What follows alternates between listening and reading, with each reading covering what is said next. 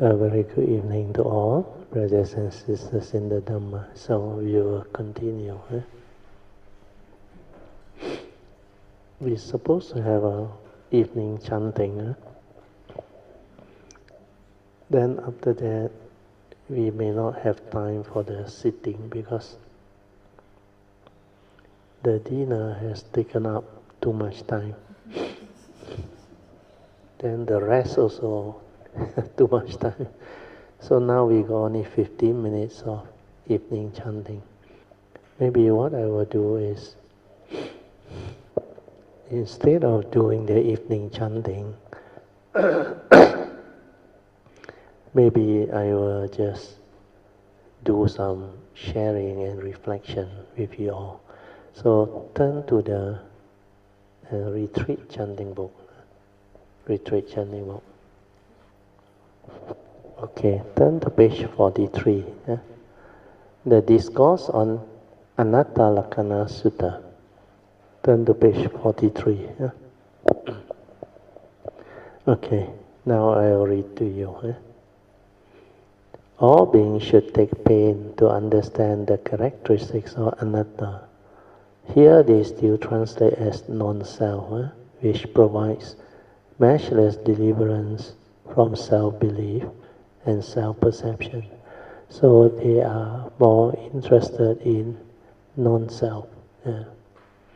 Because this sutta, Anattalakkhana Sutta, the Buddha used the 5 aggregate of form and mind and developed the understanding of what non-self is. That's why here they translate anatta as non-self.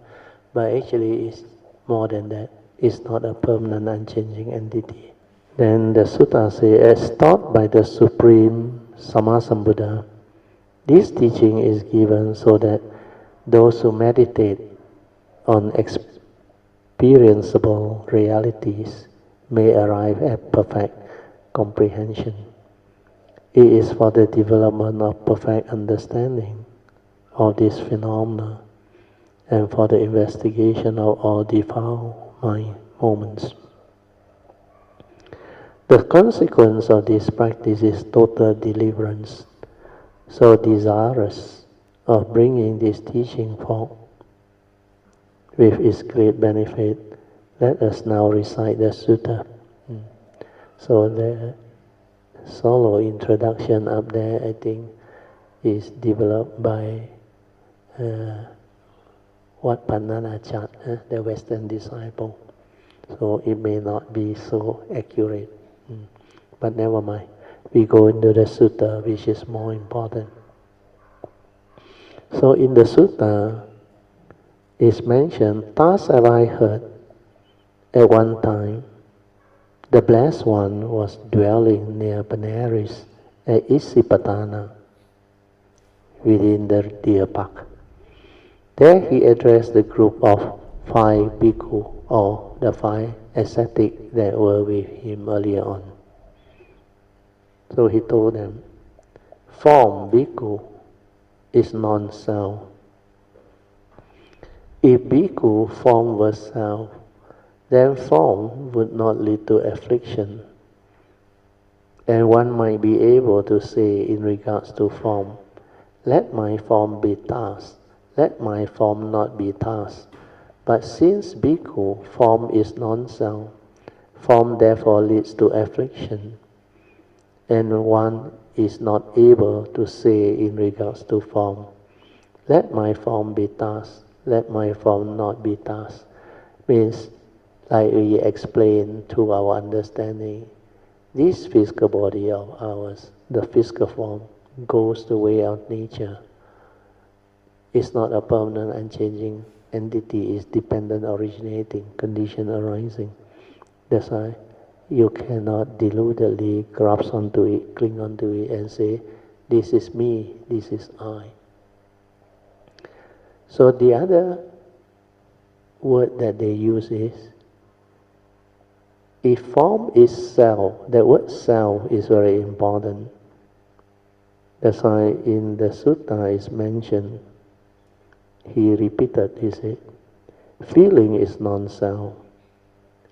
If bhikkhu feeling were self, feeling would not lead to affliction. Because if it's you, you can command it. Don't get old, don't get sick, and don't die. Likely your feeling also same. I only want pleasant feeling.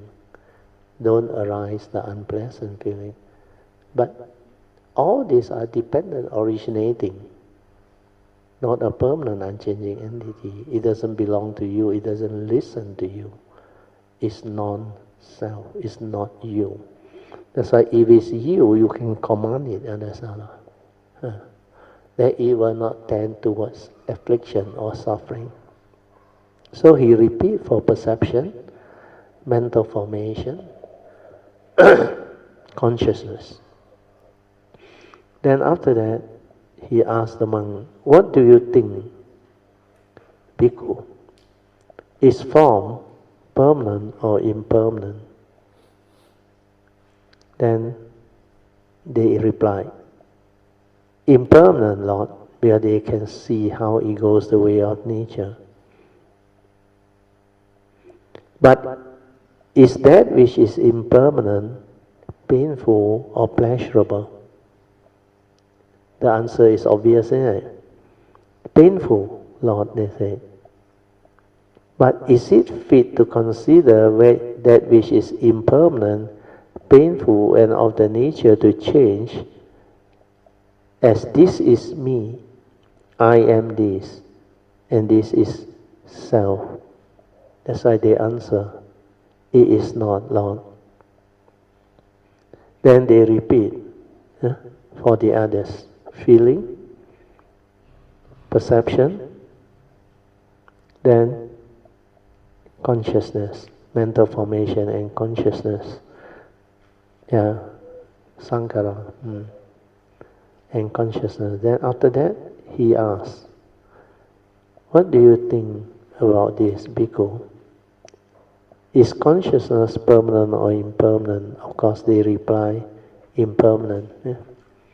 Then he repeats, is it fit to consider that which is impermanent, painful, and of the nature to change, as this is mine, I am this, and this is self or myself? But the better one will be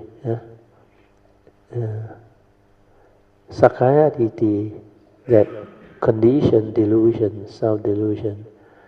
You should have the understanding, because it's not a permanent, unchanging entity.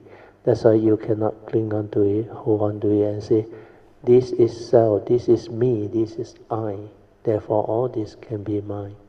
Because it's not a permanent, unchanging entity, you cannot hold on to that. Then the Buddha summarized, he said, therefore, bhikkhu, whatever form that is past, future, or present, internal or external, gross or subtle, inferior or superior, whether it is far or near, all form should by means of right wisdom be seen as it is, as it really is. Thus, this is not me, I am not this, this is not self. Then he repeat for all the other aggregates of feeling, perceptions, sankhara and vijnana. Then in the second last paragraph, the Buddha says, seeing in this way, the bhikkhu, the wise noble disciple, becomes disenchanted with form, becomes disenchanted with feeling, disenchanted with perception, becomes disenchanted with mental formation and consciousness. Becoming disenchanted, their passion fade away. With the fading away of passion, their heart is liberated, and with liberation, there comes the knowledge. It is liberated, and they know, destroy is birth. The holy life has been lived out. Done is what it has to be done. There is no more coming into any state of being. Thus spoke the Blessed One. Delighted, the group of 5 bhikkhu rejoiced in what the Lord had said. Moreover, while this discourse will be delivered, the mind of the five bhikkhu or ascetic were free from defilement through clinging to none. Actually, they all become arahant because the first sutta was the Dhammacakka Pavatana Sutta, the first sermon. After that was delivered, only Kondanya developed the understanding and become a Sotapan. Then the Buddha followed with this Anattalakkhana Sutta. Then all of them become enlightened. The reason why it is possible is because the understanding is the five aggregate of form and mind is impermanent. They go the way of nature. They follow the pancha niyama. If you want things your way, you suffer. That's why the characteristics of impermanence leading to suffering is very obvious. Yeah. Then after that, what happened is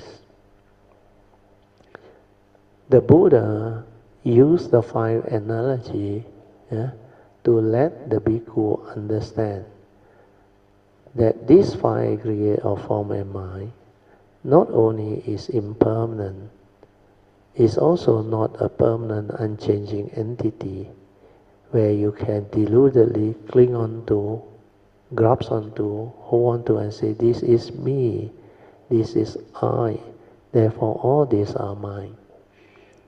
In actual fact, none of this is a permanent unchanging entity.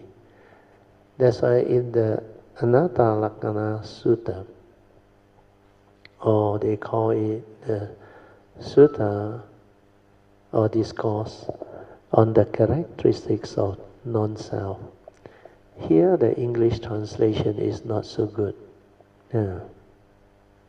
Because the way it's worded is not clear. Yeah. In fact, there is another version which I saw in the early days. A very thin book. I think that translation was better. But that translation actually explained a lot of things. Yeah. He said, if form is self, means this physical body is you, belong to you, then you can command it and tell it not to get old, not to grow old, get sick and die. But because you cannot. That's why he say, form has this problem. It is non-self, not a permanent unchanging entity. If it's self, it will not tend towards suffering. You understand or not? Then feeling is the same. If feeling is you, self, then it will not tend towards suffering. Because when feeling arises, when unpleasant feeling arises, you feel the suffering, understand or not? Then when feeling transforms from pleasant to unpleasant, it is a characteristic of impermanence. And when it transforms, it changes from pleasant to unpleasant, you didn't die. You didn't die means what? It is not you, understand or not? That's why in that sense, through my meditative understanding, I came to understand it very clearly. Form go the way of nature. It has the unique characteristic of impermanent, where it's dependent originating, condition arising, causal phenomena. If it's me, if it's really a permanent unchanging entity, then it will not tend towards suffering. Yeah. Then he repeat for all the other aggregates of mind. So when I saw it in my awareness meditation, I realized feeling come and go, I didn't die. Perception arise and pass away, I didn't die. Sankhara arise and pass away, I didn't die. Consciousness arises and pass away. I didn't die. So how can that aggregates of mind, the four aggregate, feeling, perception, sankhara, and consciousness, be me? Understand or not? If it's not me, then how come they arise in me? That was the inquiry I developed. Yeah. So we cannot deny that this five aggregate of form and mind, initially before you have the wisdom, you may think it's you, understand or not? Like I say, you want it to laugh, it laugh. You want to run, you run. You want to walk, you walk. You want to do whatever you can. So you believe you can control it. Ability to control doesn't mean it's yours, understand? Like the car. You can maneuver it, control it. You want to speed up, you want to brake, you want to turn or do whatever that is within this design, you can. But it doesn't mean it's you, because these are all condition arising state. Any of the causes and condition not there, like the car, it cannot run ready. You put in a Formula 1 driver also, it cannot run ready. Like the physical body, physical form, it's the same. So when I look at it, I reflected on it, then I realized all this is impermanent, because they come, they go. And it cannot be me, because when they come and go, when they arise and disappear, I didn't die. Then the inquiry is, I have to understand, if they are not me, why did they arise in me? Then who am I? What am I? That's why after that, I developed the pure awareness nature. Then I observe. Then true enough, exactly like what the Buddha mentioned, all my mind state, they are dependent originating, condition arising, cause of phenomena. Then I reflected on the physical form. Same, it goes the way of nature. It's not a permanent unchanging entity where you can cling onto, grab onto and say, forever remain young. Don't get old, don't get sick, and don't die. But it can't, because this is not you. It's not a permanent unchanging entity.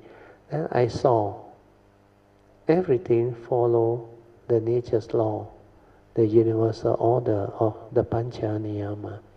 That's why from there, I came to the realization that this form and mind is not me. Then because of the karmic conditioning, everything, I also come to realize this one is karmically conditioned out for my nature to come to this existential world, to live life, to fulfill its vow, to go through the karmic process, and to do what you want with this vehicle and tool. That's why from there, my nature penetrated this deep meaning of anatta. Means anatta is not only not non-self, or it is not self. Means that thing exists, but not real, not what you think. And you cannot own it, you cannot possess it, and you cannot hold on to it or cling on to it, because they are dependent originating, condition arising, and the condition will manifest this way. Exactly like what the Buddha has actually taught us. Whatever arises, there are causes and conditions. So when you start to see this, then you understand.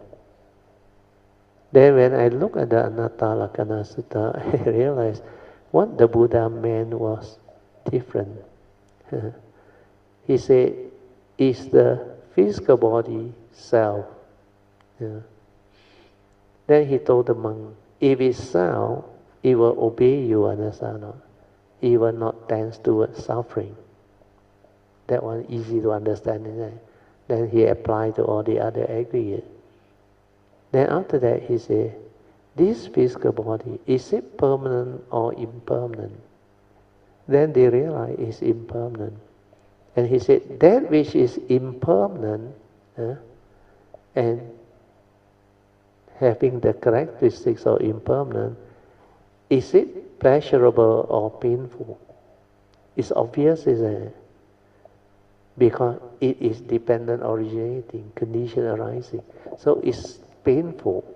That's why you have to experience old age, sickness and death. You have to go through the reality of life and existence. Then after that, he came out with a final conclusion. He said, that which tends towards suffering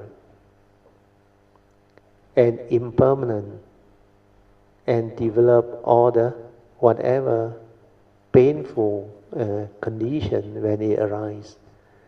Is it right for you to say this is me, this is I, therefore all this can be mine? Then the monk, all the 5 ascetics suddenly wake up, because nobody have explained this to them. Because they take for granted that this body is so real, and the aggregates are the feeling is real, is me. Perception is real, the thought is real, there's a thinker behind the thought. But all these are Sakkaya Ditthi. That's why from there, the bhikkhu, they came to that clear understanding. They answered, no way. Because this form, feeling, perception, sankhara and vijnana, they are just the aggregates that arise and pass away, dependent, originating. So if they tend towards suffering, how can it be you? How can it be a permanent, unchanging entity? That's why they see the delusion. Then not only that, that thing is dependent originating, that's why it is impermanent. It keeps on evolving and change according to condition it arises. When condition cease to be, it ceases to be. That's why this Anattalakkhana Sutta is a very powerful sutta to give you penetrative insight to realize that this is not you. So from my own meditative understanding and realization, I add in this part.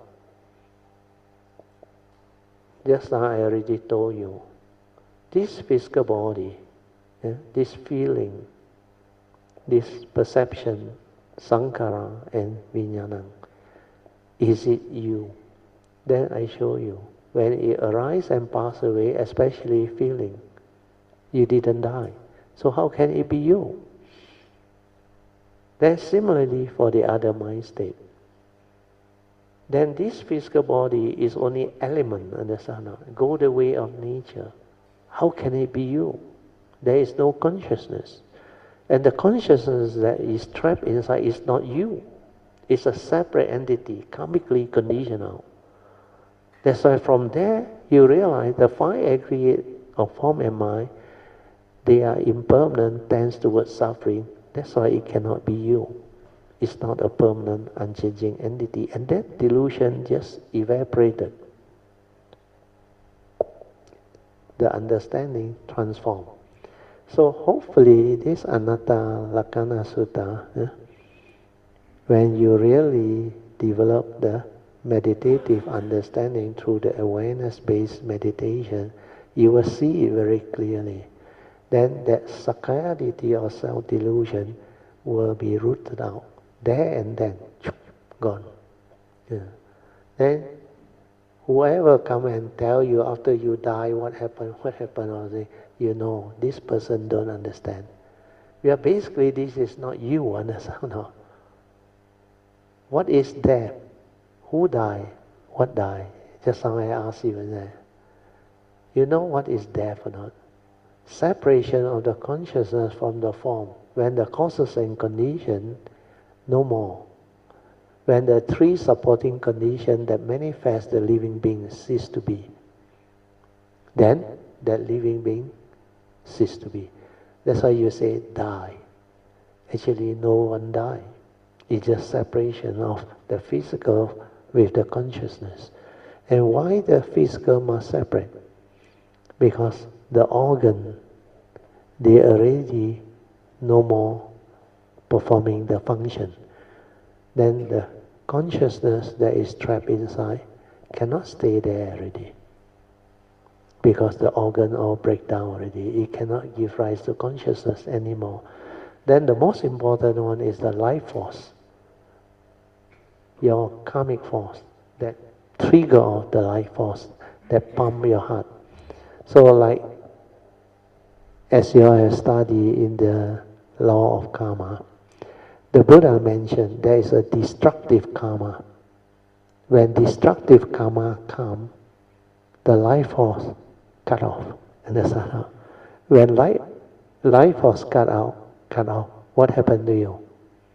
Your heart cannot pump. Understand? When your heart cannot pump, your heart cannot deliver the blood to nourish all the organ, everything. That's why it will fail. So either the karmic force no more, then this random of consciousness inside will separate because it cannot pump and the organ all fail. Or when the karmic force is still there, the life force is still there, but you may have a disease, terminal, the vital organ fail. Then this consciousness also cannot be supported, cannot stay there. A better example would be, let's say you develop heart attack, understand? The heart failure. So even the life force is still there, but the heart, the muscle or the trigger of the heart attack has failed, collapsed. That's why that consciousness also have to leave, cannot stay inside. Yeah. So either the physical body develops the inability to support the consciousness, then it's separate. Or this life force, which is the main driving force for life or existence, has been cut off. So it's like a candlelight. Candlelight. You think your candle is so long. The light, you like it, it will maybe burn for so long. But sometimes not just necessary, isn't it? When the wind comes, blow the candle, it's like your life force cut off. Understand? Then sometimes the wick and the wax that are the condition for the candle to burn is having defect. And the wick sometimes, after halfway it burns, then the flame go off. Because there is problem with that thing. So any of these can lead to the so-called death process or cessation of that phenomena. The other one is when the wax all fully burn out, means you live the full life, no destructive karma in between, and no accident, nothing, the organ all sustain until time to die. So these are the causes and conditions that manifest. Then when they cease to be, they cease. So that being, the five aggregate of form and mind, or in our case a living being, is not a permanent unchanging entity, it's not you. That's why no one die, nothing die. What they call death is separation of the consciousness from the form. And to the doctor is no more heartbeat, all your organs fail already. They say you die already. That's why they got an instrument to measure your heartbeat. Once that one become a straight line, I don't know how you create that sound. No more vibration, no more up and down, and that's how it becomes a straight line. Means life has ended. So all this understanding will help if you develop the awareness within. Then you realize this form and mind is not you. It's dependent originating, condition arising. It is impermanent, tends towards suffering. It's not a permanent unchanging entity. And this understanding is most important. Hopefully you can follow. That's why this Anattalakkhana Sutta, you have gone through it.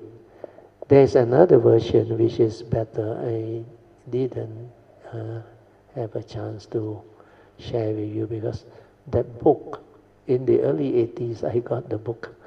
That one described it quite well. I try to look for it. Then if I can find, maybe I share with you all. So we end this. Sadhu, sadhu, sadhu. Okay. Now 7:30 already. Oh, we have to start our Dhamma sharing and Q&A already. Means we don't have time even for meditation. 30 minutes of sitting meditation. I see how I can adjust this. Maybe I put the meditation somewhere else.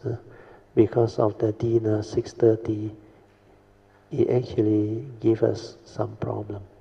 Okay, don't worry, I look at it, then I will come out with the new, maybe, itinerary, or the new, you call this what? Agenda or what? Huh? No, all this that I have scheduled for you, you call them what? Program. Program. I have to adjust the program. Because otherwise we don't have enough time. Our evening session become very short. Well, after dinner, 7 o'clock already. Then by the time you have meditation and chanting, you're supposed to rest already. Okay, now we continue. Q&A. Page 34. Let me continue. Part 2. Meditation. 2.1. Visualization technique. Question 1. Can visualization, like visualizing a blue sky, be used as a technique to develop mindfulness? Father Chia replied, this type of visualization technique, like any other skillful means, if used with understanding, can also bring about the training of the mind to be peaceful and calm, just like auto-suggestion via music, sound and vibration, etc. But the disadvantage of this type of skillful means is that it usually only works for the first few times, and after a while, like good food, it loses its effectiveness.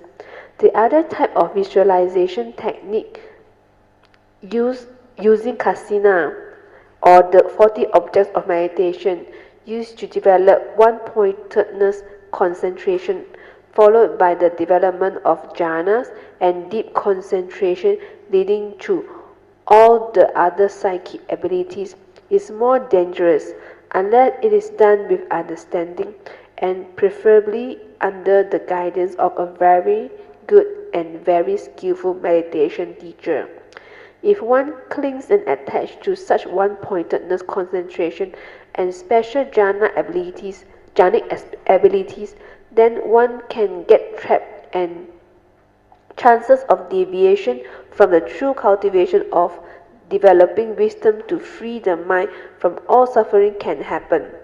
The mind that is in one-pointedness concentration is a conditioned mind that is still within the field of thoughts, and all the anusaya or latent tendencies of the mind are still suppressed and not rooted out as yet. Such a mind is not a free mind with clear awareness and samadhi born of equanimity or wisdom. 2.2. The wisdom of let things be. Question 2. How to apply the wisdom of let things be to solve all of our life problems? Brother Teo said, with right view born of wisdom to accept the reality of the moment, we will not react or allow the mind to stir when confronted with the first noble truth realities of life and existence, the 8 conditions. Hence no fear, no worry and anxiety or any suffering. That is, we just let things be. After accepting the realities of the moment, then with a calm and clear mind, we can weigh our options and act appropriately following the Noble Eightfold Path, which is the meditation as taught by the Buddha, to resolve all our life situations or problems amicably, i.e., without any negativity or wrong thoughts to cause our mind to stir.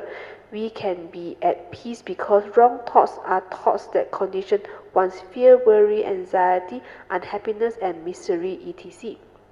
Without wisdom and right view, born of understanding the Buddha Dharma, one will react and the mind will stir due to the fear, worry, and anxiety, etc., born of their worry views, their wrong views, just like normal deluded living beings, leading to all the mental sufferings, grief, sorrow, and lamentation, etc. The cause of suffering is self-delusion that condition one's grasping and one's clinging to one's five aggregates of form and mind. This is the second noble truth. Under the third noble truth, the Buddha said, suffering need not be. If one has the wisdom and enlightenment can be realized in the here and the now, or Nibbana is possible. Then following the fourth noble truth, which is the way out of suffering, one cultivates the Noble Eightfold Path, which is the meditation as taught by the Buddha, leading to the end of all suffering. 6th Heart Sutta class 1.1 Opening Commentary on the Heart of Prajnaparamita Sutra. The Heart of Prajnaparamita Sutta, with verse without a stand and prose commentary, consists of three parts. 1. The Sutra text itself. 2. The Venerable Master Xuanhua's verse explanation. And 3. The Master's lectured commentary on the text and verses. This Heart Sutta is an essential summary of the Mahayana Buddhism teaching on true emptiness. The Heart Sutra is nothing less than a summation of the wisdom of the Buddha. It distills perfectly the teaching of non-attachment, which is the doctrine of emptiness. As the Venerable Master Xuanhua says in his commentary, only the most advanced of masters can expect to grasp the full importance of the sutra by itself without the aid of a teacher, because this teaching is the heart in the heart within the heart. Brother Thieu also concurs with Master Xuanhua's statement and also said, Dharma must be delivered from the heart spontaneously and not through any prior planning via memory. Otherwise, it is only knowledge and not wisdom. The important criteria for translating the heart of Prajnaparamita Sutta as adopted by Master Xuanhua are the 8 guidelines of his Buddhist text translation. This one not important. You can skip because it's their guideline. So we go to part 2, 2.1, Angulimala Sutta. 2.1 Angulimala Sutta, MN 86, translated from the Pali text by Thanissaro Bhikkhu. MN is Majjhika Nikaya, the middle length. Thus have I heard that on one occasion the Blessed One was staying near Savatthi at Jeta Grove, Anathapindika Monastery, and at that time, in King Pasenadi's reign, there was a bandit named Angulimala, brutal, bloody-handed, devoted to killing and slaying, showing no mercy to living beings. He turned villages into non-villages, towns into non-towns, settled countryside into unsettled countryside. Having repeatedly killed human beings, he wore a garland, mala, made of fingers, anguli. Then the Blessed One, early in the morning, having put on his robes and carrying his outer robe and bow, went into Savatthi for alms. Having wandered for alms in Savatthi, and returning from his alms round after his meal, he set his lodging in order. Carrying his robes and bow, he went along the road to where Angulimala was staying. Cowherds, shepherds, and farmers saw him going along the road to where Angulimala was staying, and on seeing him said to him, "Don't go along that road, contemplative, for on that road is Angulimala, the brutal, bloody-handed, devoted to killing and slaying, showing no mercy to living beings. He has turned villages into non-villages, town into non-town, settled countryside into unsettled countryside. Having repeatedly killed human beings, He wears a garland made of fingers. Groups of 10, 20, 30, and 40 men have gone along that road, and even they have fallen into Angulimala's hand. When this was said, the Blessed One kept going in silence. A second time and third time, cowherd, shepherds, and farmers said to the Blessed One, "Don't go along that road, contemplative." Groups of 10, 20, 30, and 40 men have gone along that road, and even they have fallen into Angulimala's hand. When this was said, the Blessed One kept going in silence. Then Angulimala saw the Blessed One coming from afar, and on seeing him, this thought occurs to him: "Isn't it amazing? Isn't it astounding? Groups of 10, 20, 30, and 40 men have gone along this road, and even they have fallen into my hands. And yet now this contemplative comes attacking, as it were alone and without a companion. Why don't I kill him?" So Angulimala, taking up his sword and shield, buckling on his bow and quiver, followed right behind the Blessed One. Then the Blessed One wielded a feat of psychic power such that Angulimala, though running with all his might, could not catch up with the Blessed One, walking at normal pace. Then the thought occurred to Angulimala: "Isn't it amazing? Isn't it astounding? In the past I've chased and seized even a swift-running elephant, a swift-running horse, a swift-running chariot, a swift-running deer, but now even though I'm running with all my might, I can't catch up with this contemplative walking at normal pace." So he stopped and called out to the Blessed One, "Stop, contemplative, stop." "I have stopped, Angulimala. It is you who haven't stopped." Then the thought occurred to Angulimala: "These Sakyan contemplatives are speakers of the truth, asserters of the truth, and yet this contemplative, even while walking, says, 'I have stopped, Angulimala. It is you who haven't stopped. Why don't I question him?'" So Angulimala the bandit addressed this verse to the Blessed One: "While walking, contemplative, you say, 'I have stopped.' But when I have stopped, you say, 'I haven't.' I ask you the meaning of this. How have you stopped? How haven't I?" The Buddha said, "I have stopped, Angulimala, once and for all, having cast off violence towards all living beings. You are still unrestrained towards beings. That's how I've stopped and you haven't." Angulimala said, "At long last, a greatly revered great seer for my sake has come to the great forest. Having heard your verse in line with the Dhamma, I will also abandon all evil." So saying, the bandit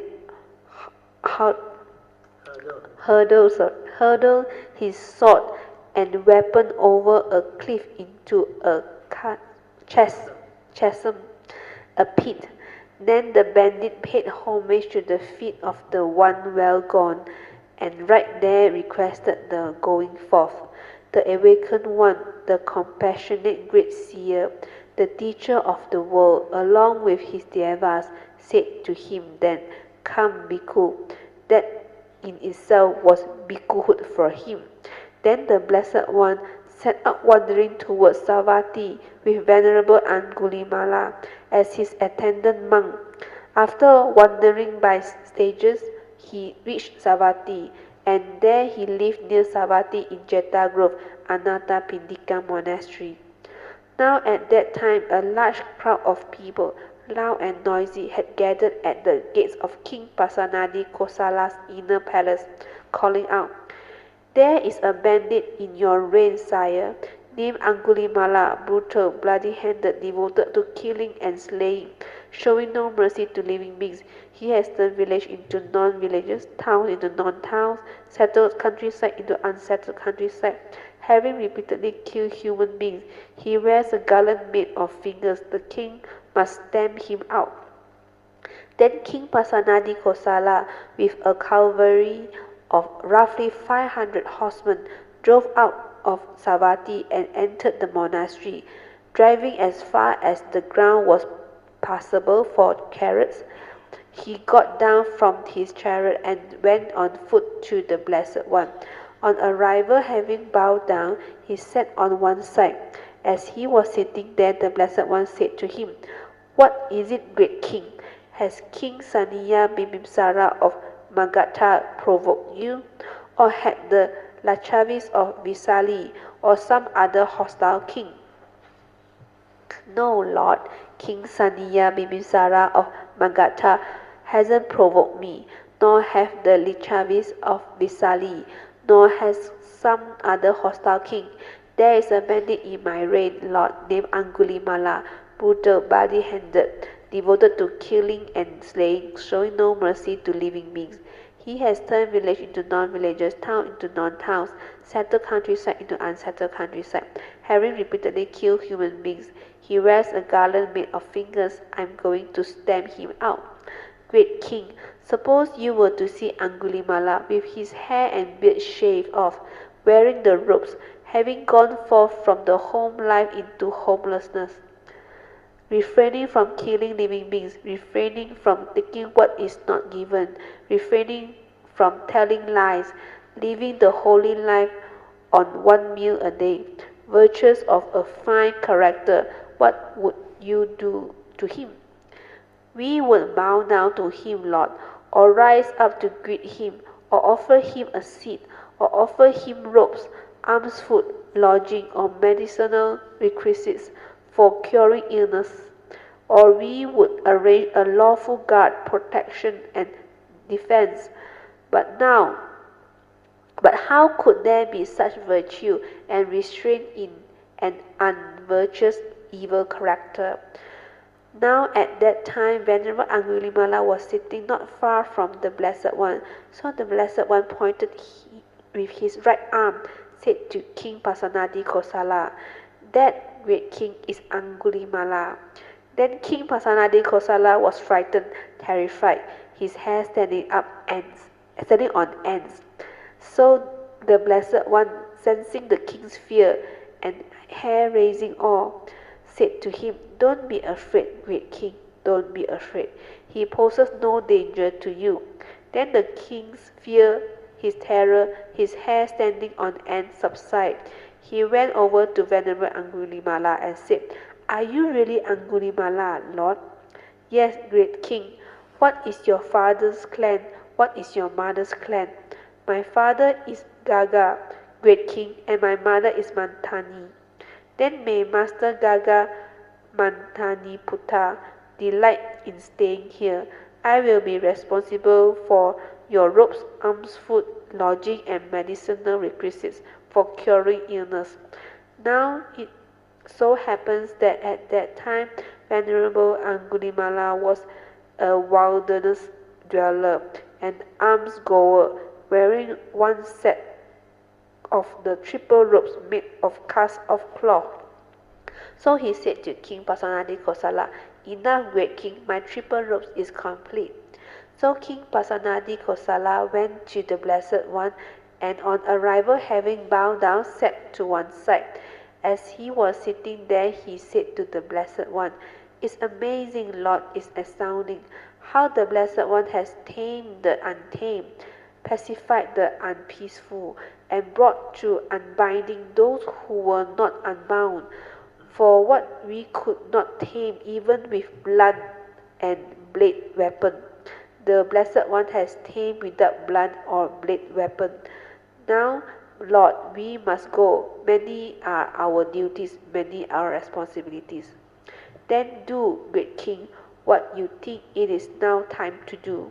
Then King Pasenadi Kosala got up from his seat, bowed down to the Blessed One, and keeping him on his right, departed.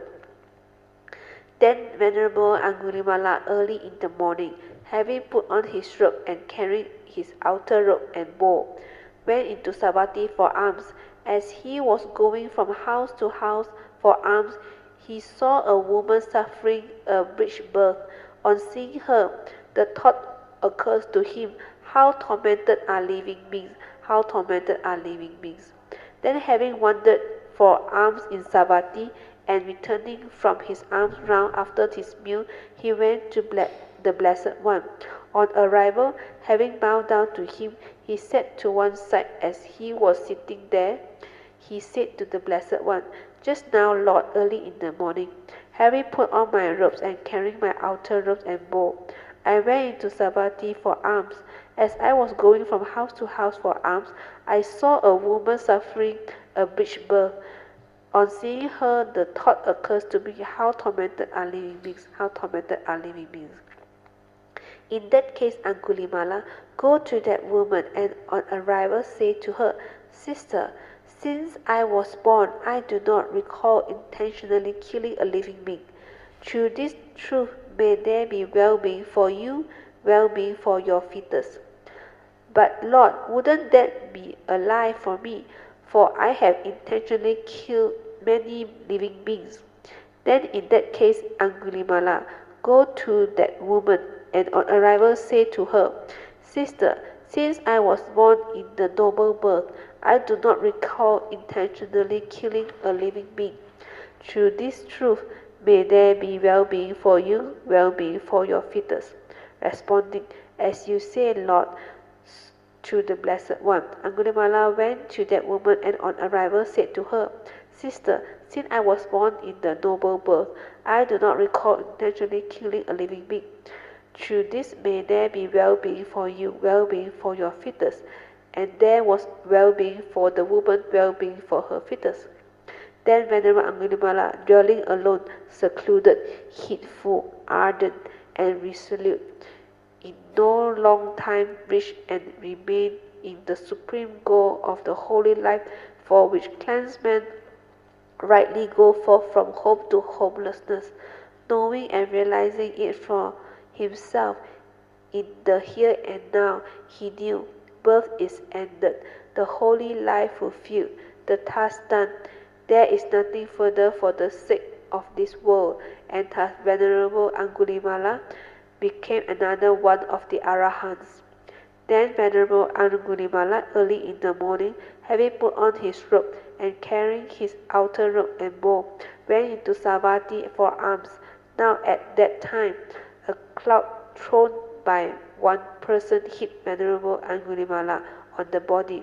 A stone thrown by another person hit him on the body, and a potsherd thrown by still another person hit him on the body.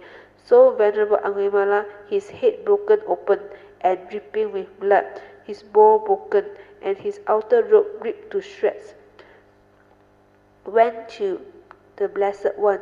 The Blessed One saw him coming from afar, and on seeing him, said to him, Bear with it, Brahmin, bear with it.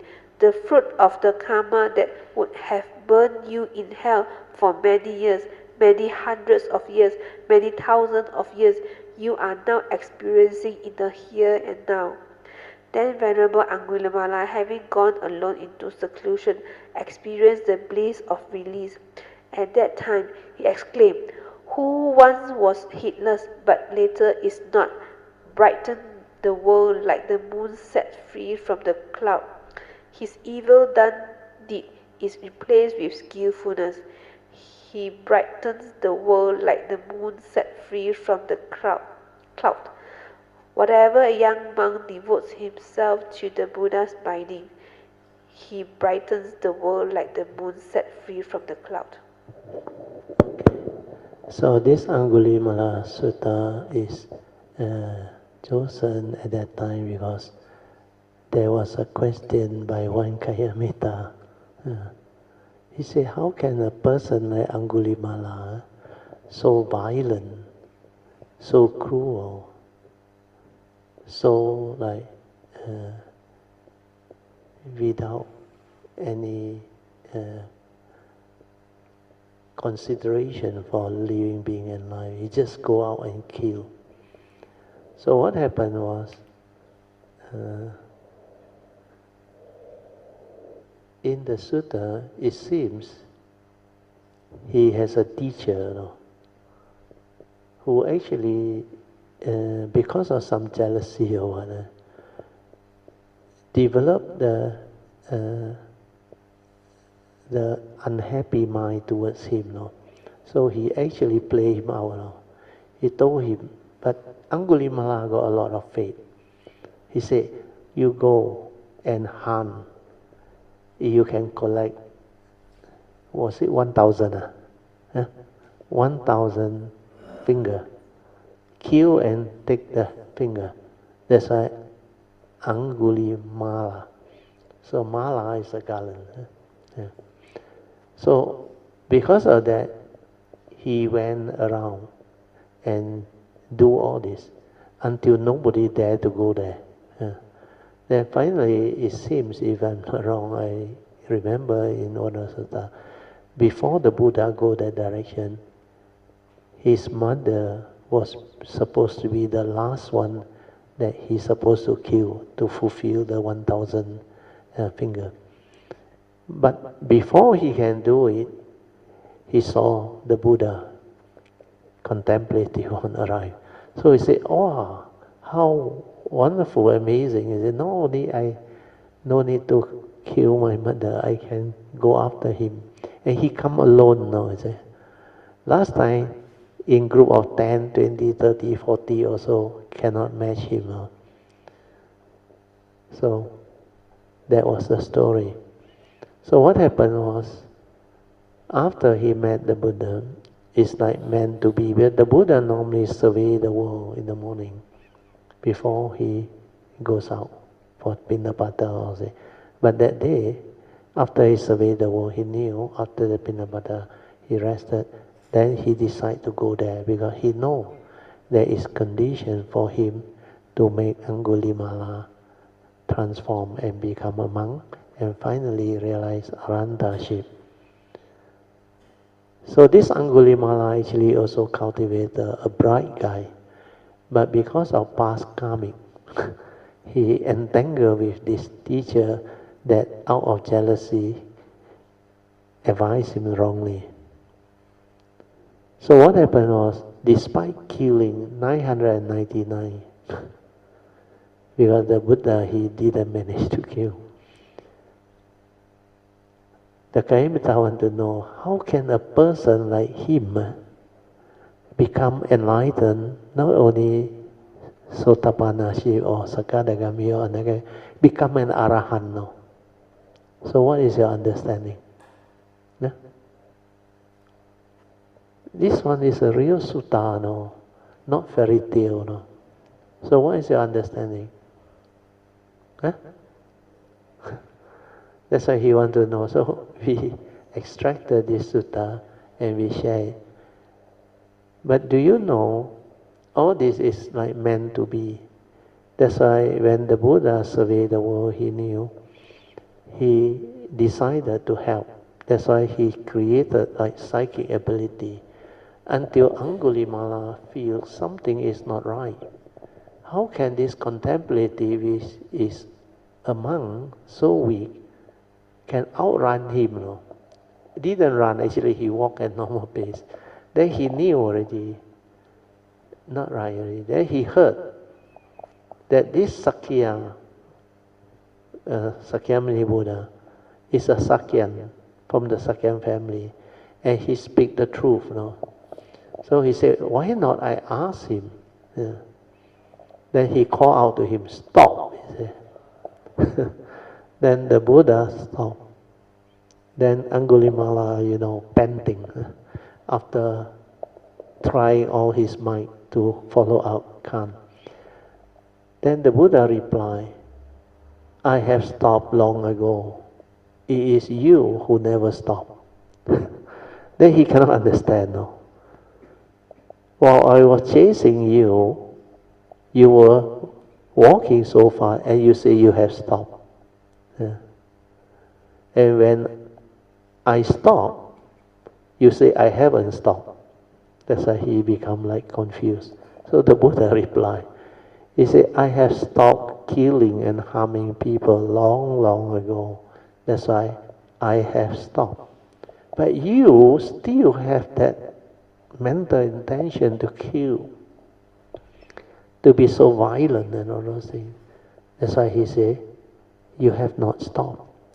Then Angulimala been not really deluded to that sense, realized that the Sakya contemplative never lie, speak the truth.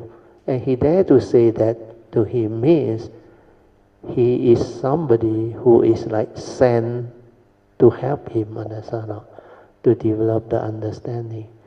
That's why he straight away requests to be admitted to the order and to follow Sakyamuni Buddha. So when he did that, the Buddha actually agreed and took him in. Then he also came to realize the way of killing and harming is not the correct way. That's why he had faith. That's why he go for. And because of his past, he was able to develop all the understanding and finally become an Arahant. But before he became an Arahant, he helped a pregnant lady who was giving birth with problem, breach. So the Buddha taught him to invoke power of truth. That's why since the day he understand and enter the order, he has never killed and harmed by the power of that truth. May you be well and happy. May the child too be well and happy. May no harm come to them and all say. That's why after that, the power of merits, the power of truth manifests the nature's law to actually bring about a peaceful birth. That's why after that it seems the Angulimala Sutta become very famous. Every time people got problem in delivering or having good birth, or what they call a smooth sailing type of birth, they will advise you to get the monk to chant the Angulimala Sutta. So all these are Jataka story. So more important is to understand that no matter what you do in that life, if you have the understanding, the parami, you can also become enlightened, no problem. So don't give up. Don't go and have the thought and idea, Ayo, I committed so much evil, I did so much killing, I deceived and cheat so many. The Mahayana have a famous saying, how you recite it in Mandarin. Pamasuri Nara, or Pamasuri there. 放下屠刀. Yeah, English there. 放下屠刀, 立地成佛. If you can really turn around and put down that aggressive killing, means 屠刀 is what? The sword. Is it a very heavy sword or what? 屠刀 is what? What is 屠? What is the meaning of 屠? Oh, 屠楼刀, to kill people. Oh, 屠刀. Immediately you can become a Buddha. That's like I say, enlightenment and delusion is what? The flip of the thumb, the palm. Understand? The moment you understand, you allow that deluded thought, the evil thought, to actually relinquish. You're willing to change over to a new life. Then you can even become a Buddha, not to say Arahant. So this will give cultivator of the way faith. People with so much karmic negativity also can become Arahant. So this is a very good Jataka story where people can develop the faith, confidence and understanding that the Dhamma can be cultivated by anyone. It's not too late, understand? So when you have the understanding, things can arise, manifest, and it can give rise to karmic conditioning that is so like unbelievable. Okay, we continue. This one is interesting. Pain in the leg during meditation. This is the one that I explained to you just now. You tired or not? Tell me. Better get in Manyan to take over for a while. I saw his chi like not so strong already. Okay, Manyan. 3.1 Pain in the legs during meditation. Question 1. While sitting in half lotus for some time, the pain of the leg becomes unbearable, and then, when I start to chant, the original pain ceases, but a more severe pain arises in another part of the legs. Why? You see, got Kayamita who asked this type of question or not? You think easy to become teacher? Huh? So how you going to answer him? You listen to the answer. Brother Teo answered, First, you must understand what meditation is, and what are you doing in the name of meditation, your purpose and intent. If you don't have such an understanding, then there is this tendency to react to unpleasant feeling or sensation that arises during meditation by labeling it as pain, which is an aversion or an ill will. And as we all know, ill will is one of the 5 mental hindrances of the mind that will hinder your mind from entering the meditative state of inner peace and calm. As such, you are already caught or trapped by it. Because of your dislike towards such unpleasant sensation, your mind will try to do something else, like chanting, to either suppress it or make it go away. As chanting is just another skillful means to train the mind, and it is still within the field of thoughts, hence, by doing so, you have lost your focus because meditation consists of 2 steps. First, the first step is to develop the training of the mind to be constantly aware, leading to the heedfulness. Before you continue, just now you came and asked me the question. Is it Brother Wong or another person? Who was the one who? Kwa, is it? Now you listen to this. This one will help you. Because I explained to him that you must have the understanding. That's why you have the understanding, then you know what to do. Otherwise you become gullible like other people, do all these things. But for his case, he said he's scared.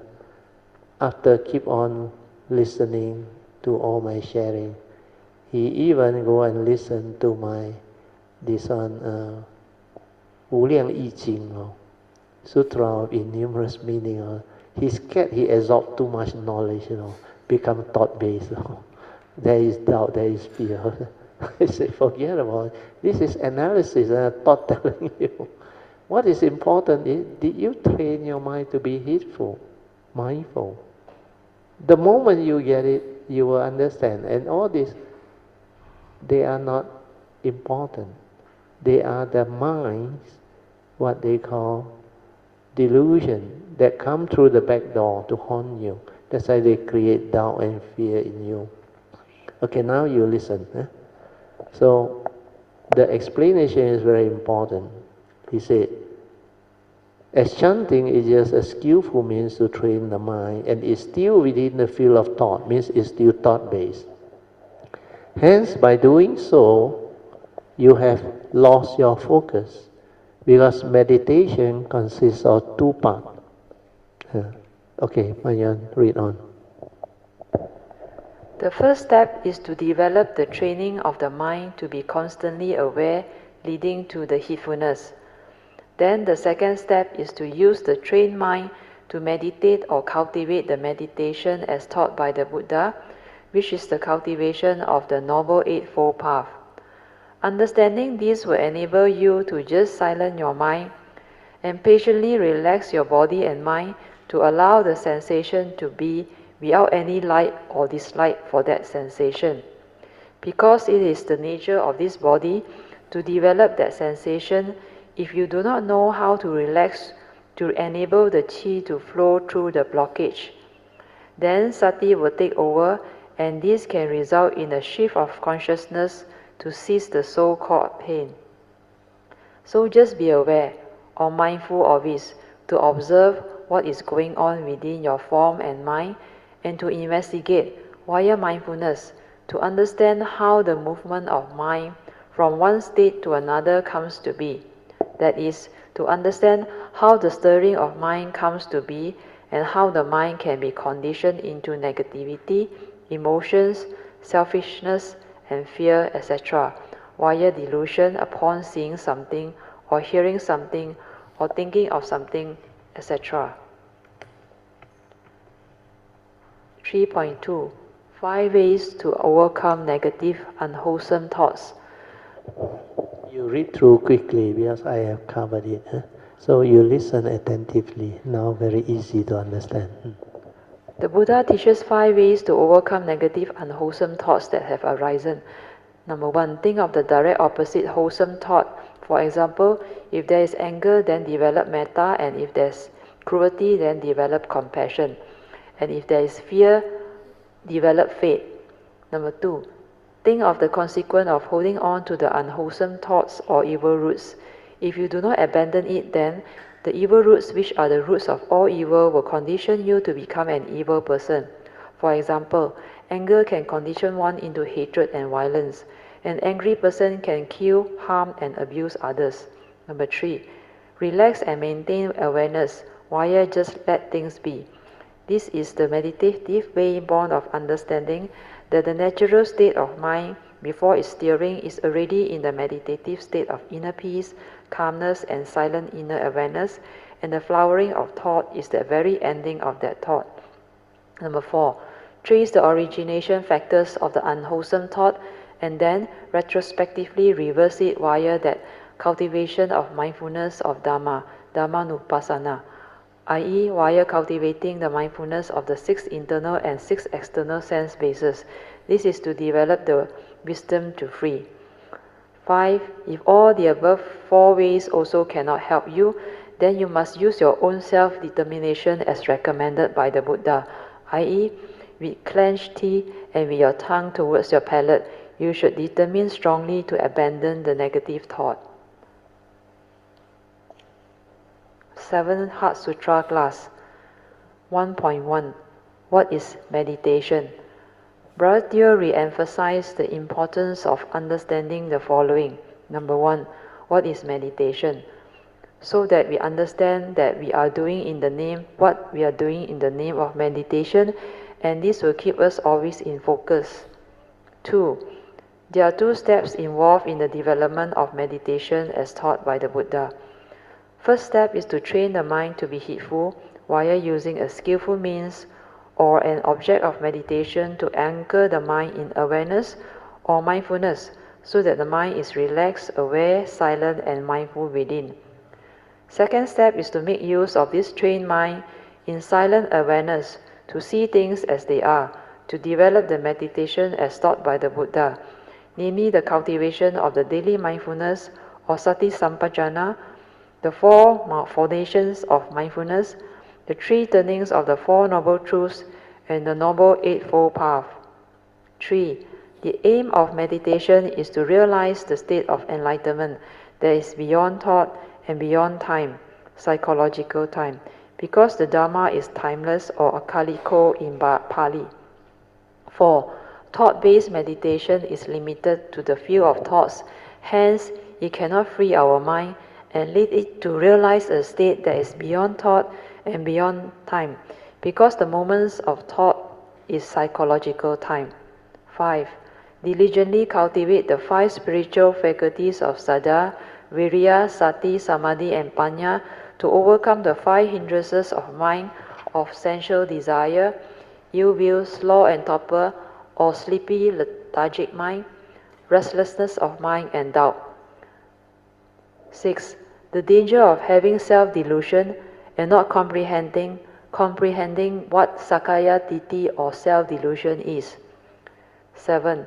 Importance of using mindfulness to observe and understand how your mind stirs and gets conditioned into mental thinking or activities leading to all the emotions and reactions to sense experiences that conditions one's suffering, etc. While comprehending the famous Mahayana saying of Qi Xing Dong Nian, the arising of mind creates thinking, hence steering of the mind comes to be. Or in the Theravada term it is Avijja Panchaya Sankara. Ignorance conditions activities of mind. The first two links of the Paticca Samuppada dependent origination. 8.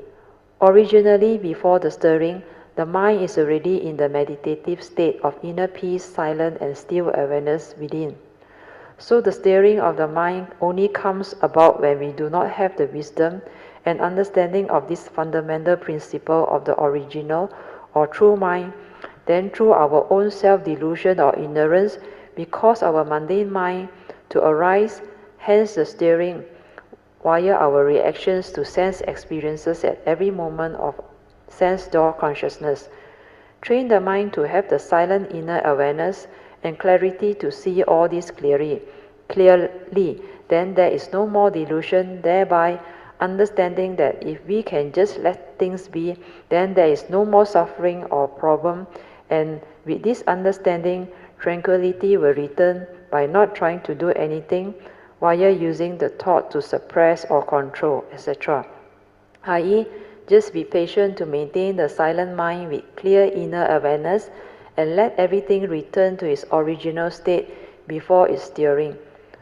Always remember, when there is no delusion or ignorance, then there is no stirring of mind, hence having the understanding that only wisdom frees the mind, i.e., the moment you have wisdom, your mind will not stir, and you are free, so no need to do anything after that, because things are just the way they are, suchness or tathata. So this one very important, because only wisdom free, always remember that. If you meditate to look for all those fantastic meditation, thinking that that equates to enlightenment, then you are being foolish, deluded. Because without wisdom, you cannot free your mind. Just like even Shen Xiu, he thought that mundane mind is the true mind. He keep on developing mindfulness, polish until it shines, so that no dust can alight. Because without understanding, you didn't have the understanding that the mindfulness, the fourth foundation of mindfulness, is to help you to develop the wisdom to free, so that you don't have to hold on to that mind. So that mind is the mundane mind, not your true mind. The true mind, 如如不动. The true mind never stir, never create anything. It's just that nature. That's why I understand that you have that nature. But it doesn't belong to you, understand? But you are connected to that nature. Every form of mind that comes has the gateway to connect. And you can realize that. When you realize that, then you will understand everything. That's why the moment you are mindful, stabilize it to ever mindful, then use it to cultivate Noble Eightfold Path, then you will become heedful. And the moment you become heedful, you never die. The heedful never die. That's why heedfulness is the path to the deathless, whereas heedlessness is the path to the dead. And the heedless are as if dead. So always remember, only wisdom free. Then you have to train your mind to be heedful first, before you can progress and develop the wisdom. So don't get this wrong. Because a lot of cultivators, I realize, they didn't have the understanding that it's wisdom that free their mind. They thought the so-called vipassana, jhana, and special meditation.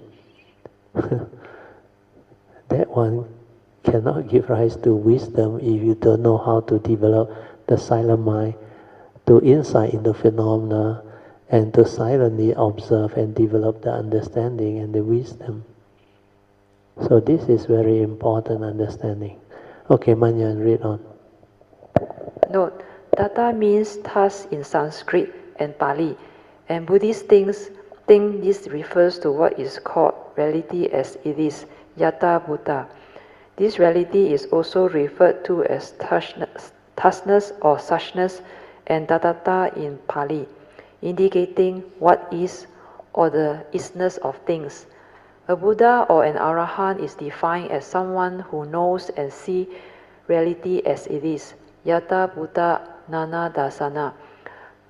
Gata gone is the past passive participle of the verbal root gam, go, travel. Agata come is the past passive participle of the verb meaning come, arrive. Thus, in this interpretation, Tathagata means literally either the one who has gone to suchness or the one who has arrived at suchness. Part 2, Heart Sutra, Lesson 7. 2.1. The Bodhisattva, through reliance on Prajna Paramita, is unimpeded in his mind. Because there are no impediments, he is not afraid, and he leaves distorted dream thinking far behind, ultimately nirvana. Here, distorted dream thinking means delusion, conditioned, inverted thinking, that is taking the unreal to be real and vice versa. The verse is so beautiful. So you also must understand that this word inverted thinking is a Mandarin word, understand or not? You all know the word that Mahayana uses, Tian Dao. Huh? You heard of Tian Dao, isn't it? Means inverted view. You always got it mixed up. You take the real to be unreal, and the unreal to be real. Impermanent as permanent. And everything that is logical, you think is the truth. But it's not necessarily the case. And most of the time, whatever that is logical is not the truth. Okay, where these are mundane logic. From the mind it arises. That's why it cannot penetrate the mind that is beyond thought, beyond time. So all this understanding very important. So distorted dream thinking means delusional, or delusion condition your inverted thinking. Okay, read on, Manyan. 2.2. All Buddhas of the three periods of time attain Anuttara Samyak Sambuddhi through reliance on Prajna Paramita. Therefore, know that Prajna Paramita is a great spiritual mantra, a great bright mantra, a supreme mantra, an unequal mantra. It can remove all suffering. It is genuine and not false. That is why the mantra of Prajna Paramita was spoken. You recite it like this: Gate Gate, Para Gate, Parasam Gate, Buddhi Soha. Here, Prajna Paramita means the perfection of wisdom cultivation, and Anuttara Samyak Sambuddhi means the perfection of Buddhahood. This is even more beautiful. 2.3. True emptiness is wonderful existence. Therefore, in emptiness there is no form, feeling, perception, mental activities or consciousness, no eyes, ears, nose, tongue, body or mind, no sights, sounds, smells, tastes, tactile and mental forms, no field of the eyes up to and including no field of mind consciousness, and no ignorance on or ending of ignorance up to and including no old age and death or ending of old age and death. There is no suffering, no cause of arising of suffering, no extinction of suffering, and no noble eightfold way, and no understanding and attaining.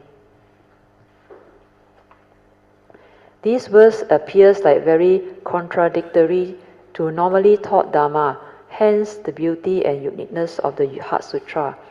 Reason why it is always expressed as true emptiness is wonderful existence. That is, when one is able to understand the profound true emptiness as taught in the Heart Sutra, then existence or life becomes wonderful and very meaningful and beautiful. Hence, there is no contradiction because on the one side is taught the conditioned Dhamma within the conditioned world. Then there is the realization of the unconditioned Dhamma, which is the understanding of true emptiness as taught by the Heart Sutra. The unconditioned Dhamma, as explained by the Buddha, is beyond thoughts and beyond time, hence no words, no concepts, no ideas, and no this and no that, which imply cannot be spoken or expressed like the great Tao.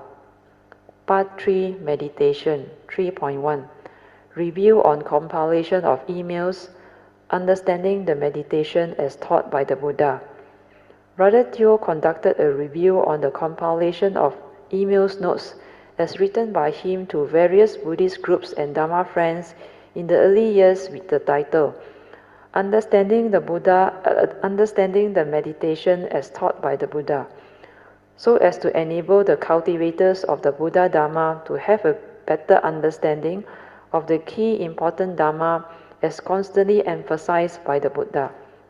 They are, number 1, importance of understanding Dhammapada verses 1, 2, and 183, verses 21, 22, and 23, and the Buddha's final advice to all the monks before his final parinibbana. These verses are classified under the words of wisdom of the Buddha immediately after the content, introduction, and acknowledgement sections. Number 2, the importance of understanding the true significance of the Four Noble Truths as expressed by the Buddha as the equivalent to the handful of leaves as emphasized by him at Konsambi in the Simsampa Grove over 2,500 years ago to the monks. This is to enable them to stay focused in their cultivation. Otherwise, the chances of deviation are very high and probable. Number 3, the importance of understanding what is meditation, as explained under email number 2 and 3. Number 4, the importance of developing the 3 types of corresponding wisdom of Sutta Maya Panya, Citta Maya Panya, and Bhavana Maya Panya that will arise while cultivating the 3 turnings of the Four Noble Truths as taught by the Buddha via his first sermon, the Dhammacakkappavattana Sutta, email number 4. Okay, this one is a photostat copy in A4 paper. Yeah, these are the initial email that I wrote to all the various Buddhist organizations all over the world. And I finally end up in the United States of America. There is a Theravada monk. I think he got a group of Dhamma practitioner and seeker. Then they were arguing over all the various type of Buddhist understanding and concept. Then I find it quite interesting. That's why I add in and share with them. Then my Kayamita realized that all this email that I replied was so good, so penetrative, so useful. That's why they advised me to compile them all and make it into a book with the title Meditation as Taught by the Buddha. So if you want, you can go to the website. There is an e-copy. But I hope you can find a copy or 2 at the back there. I don't know whether I bring or not. But Masuri bring a lot of books. I don't know what are those books. Anyway, you can try your chance. Read on, Manya. 8 Heart Sutra class, part 1.1. Can you teach me how to meditate? Brother Teo answered, this is the most common question, but also the most common mistake, because it is a wrong question to ask. When you ask this question, you expect the teacher or instructor to give you a method and a technique to meditate, right? And this sounds very logical, isn't it? But what is a method? It is only a series of instructions to do certain things right, like training the mind to be mindful and heedful, so that it is in the present moment, silent, peaceful and aware within, or to train the mind to develop concentration, etc. And more often than not, the method or technique taught never defines the meditation. So isn't it more important to understand what is meditation? Only then do we know how to develop it. So whatever that appears logical may not necessarily be the truth or right question to ask. Note, unless you understand what meditation is, you will not be able to develop it. All methods and techniques given are only an initial skillful means meant to help train the mind to be heedful or in concentration. They are only a series of instructions given to initially train the mind so that it is not heedlessly lost in thought or preoccupied with what it is thinking or feeling. The purpose of meditation is to train the mind to be heedful, then to use it to see things as they are, to develop the wisdom and to understand how the 5 mental hindrances can hinder your mind from returning to its original state of silent inner awareness and peace before its stirring. Do not fight the mental hindrances or force it to go away, because instead just develop the corresponding 5 spiritual faculties of mind, especially sati and samadhi as taught by the Buddha, to arise the wisdom to counter them. For the Dharma is beyond thought and beyond time. Heedfulness is without thought, hence without psychological time. Brother Theo always advised us to diligently cultivate the 5 spiritual faculties because they are keys to the development of the 37 states of enlightenment. Factors of enlightenment. Factors of enlightenment.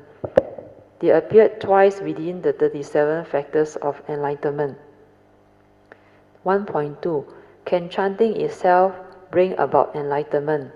Question 2. What about those who believe in chanting? Can chanting itself bring about enlightenment? Brother Theo answered, yes, it can, provided you know how to chant with very strong faith, clear mindfulness and understanding. For it can also bring about the cultivation of the 5 spiritual faculties of mind, Saddha, Viriya, Sati, Samadhi and Panya, leading to the enlightenment. So don't be rigid or dogmatic to simply comment when you still cannot understand other people's practices or cultivation, especially those of the Mahayana and the Pure Land traditions. Their Buddhas and their great Bodhisattva vows are very powerful, and they can help those who are sincere to connect to their vows and enabling them to develop their cultivation so much faster. Whatever you do in life, and if you know how to develop it with understanding, then it can bring about a transformation too, for life itself is the meditation, via the cultivation of the daily mindfulness, which is the cultivation of sati sampajana. 1.3. Wisdom of Pra-Ajahn Yantra. Some important truths that Brother Theo has learned from his teacher, Pra-Ajahn Yantra Amaro Bhikkhu, a very wise and famous Thai monk during the early years of his cultivation, 1988 to 1992, are as follows. Number one, mind is mind, body is body. Body is never the mind, and the mind is never the body.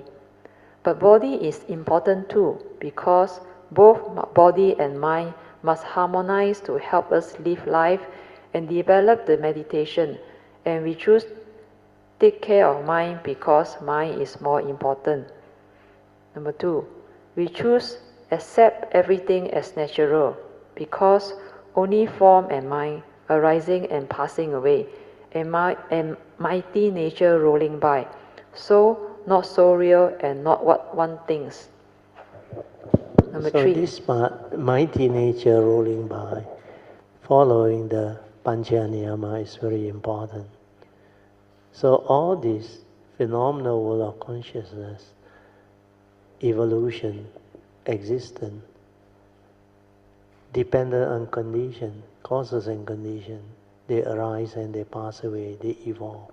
So what is happening is, it's like there is nature, mighty nature, with its causes and conditions, managing this movement. That's why my teacher said, we choose accept everything as natural, means suchness. Like the Buddha said, condition like that, things will be like that. Whatever arises, there are causes and conditions behind. So when you understand this, then your mind becomes different. When you can choose accept everything as natural, then you are always at peace. Thing is just the way it is, understand? No? Only mighty nature rolling by. No reality. That's why think also like that, don't think also like that. Because the mundane creation, through the mundane mind, through the delusion, manifests all this arising and passing away of phenomena, the existential world. So contemplate and reflect. That's why I learned from him a lot. These are the things he told me in the early years. I met him in 1986. Then later on, I think I learned from him in the year 88, 89. Okay, continue. Number 3, we choose contemplate all Dharma until they are very, very clear. Importance of second turning wisdom. Number 4, the highest or real meditation. We choose aware of all actions and all movements in the present moment. Daily mindfulness meditation in daily life. This is the most important, because when he told me that this is the highest meditation, I got a shock. No? Initially I was expecting some fantastic definition of meditation. No? Then the moment he said this, like anti-climax, understand? No? Suddenly, just like that. And that is the highest meditation. No? Like, you got nothing to show people, no magic, nothing. No? We choose aware of all action, movement in the present moment. You dare to believe and do, no? Yeah. But I dare, no?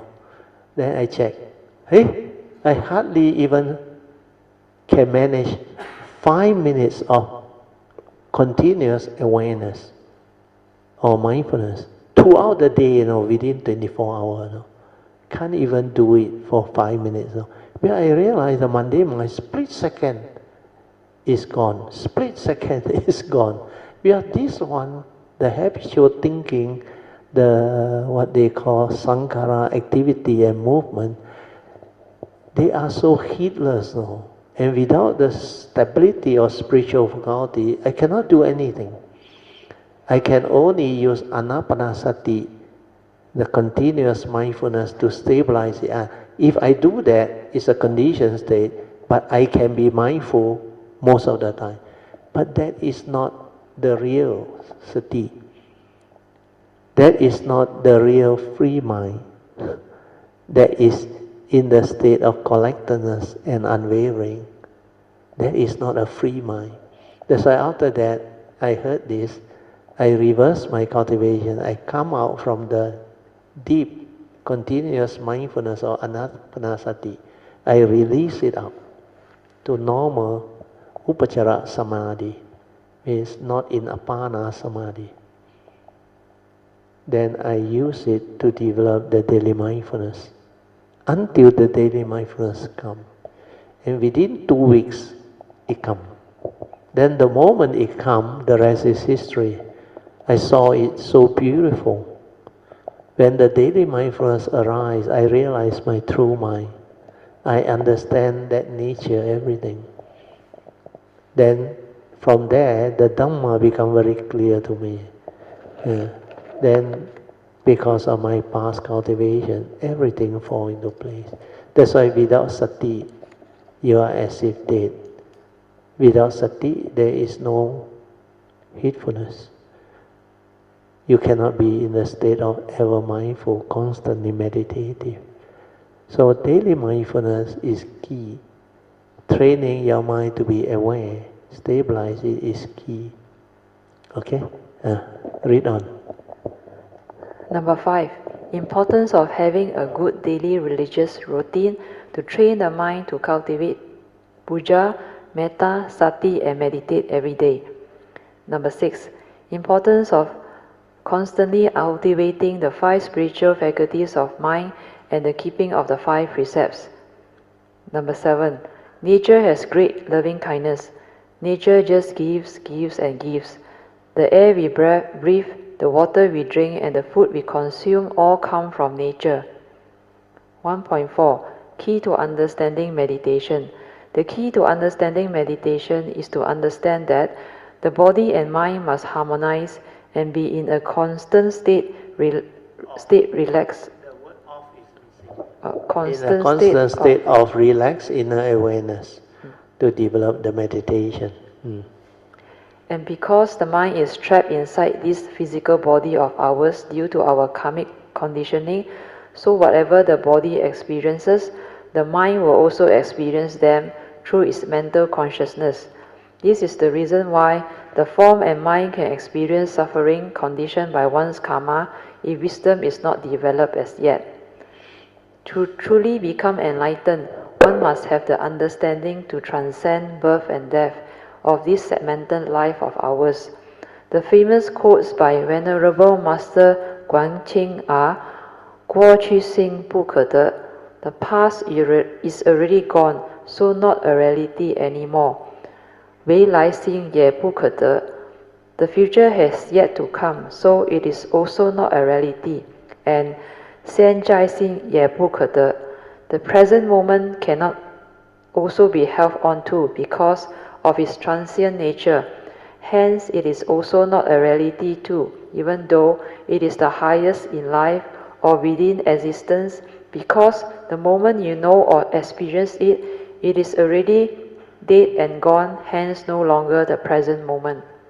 So in order to transcend life and birth and death, 了生死, one must transcend even the present moment, which is still within existence and life itself. To transcend life, we must meditate to realize the cessation of form and mind, nibbana, which is the unconditioned. As we all know, the moment is the only apparent reality in life, and as real as it can be, it is just a moment. The very next moment it is already dead and gone, and no more, and the next moment arises and passes away again and again. Hence, impermanent, empty, and not so real, or anatta. So how real can life be? 1.5. Understanding life. So moment to moment, life passes by. What are you doing? The problem of living beings is they are too busy thinking, planning, and worrying about life most of the time. So much so they totally miss out on life, i.e., they are never with the moment to fully live and experience all of the beauties and wonders of life. Instead, they only existed through life. They are conscious but hardly mindful or aware. So learn to live life and not to worry about life. Part 2, Heart Sutra Lesson 8. 2.1. Master Xionghua's 8-line verse. Brother Teo just briefly went through it because it is not important. Below is Master Xionghua's 8-line verse, which Brother Teo advised us to read through before discussing them during the next Heart Sutra class. Number 1. Wonderful wisdom can reach the other shore right now. Number 2. The true mind itself can merge with enlightenment's source. Number 3. Dharma and analogy comprise its title, which transcends the relative.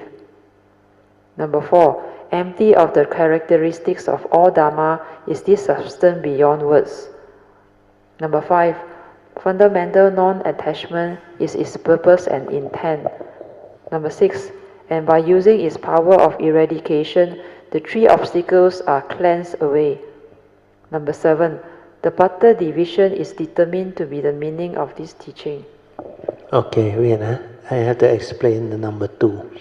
The true mind itself can merge with enlightenment source. That's why Master Shenhua also know. So what is this true mind?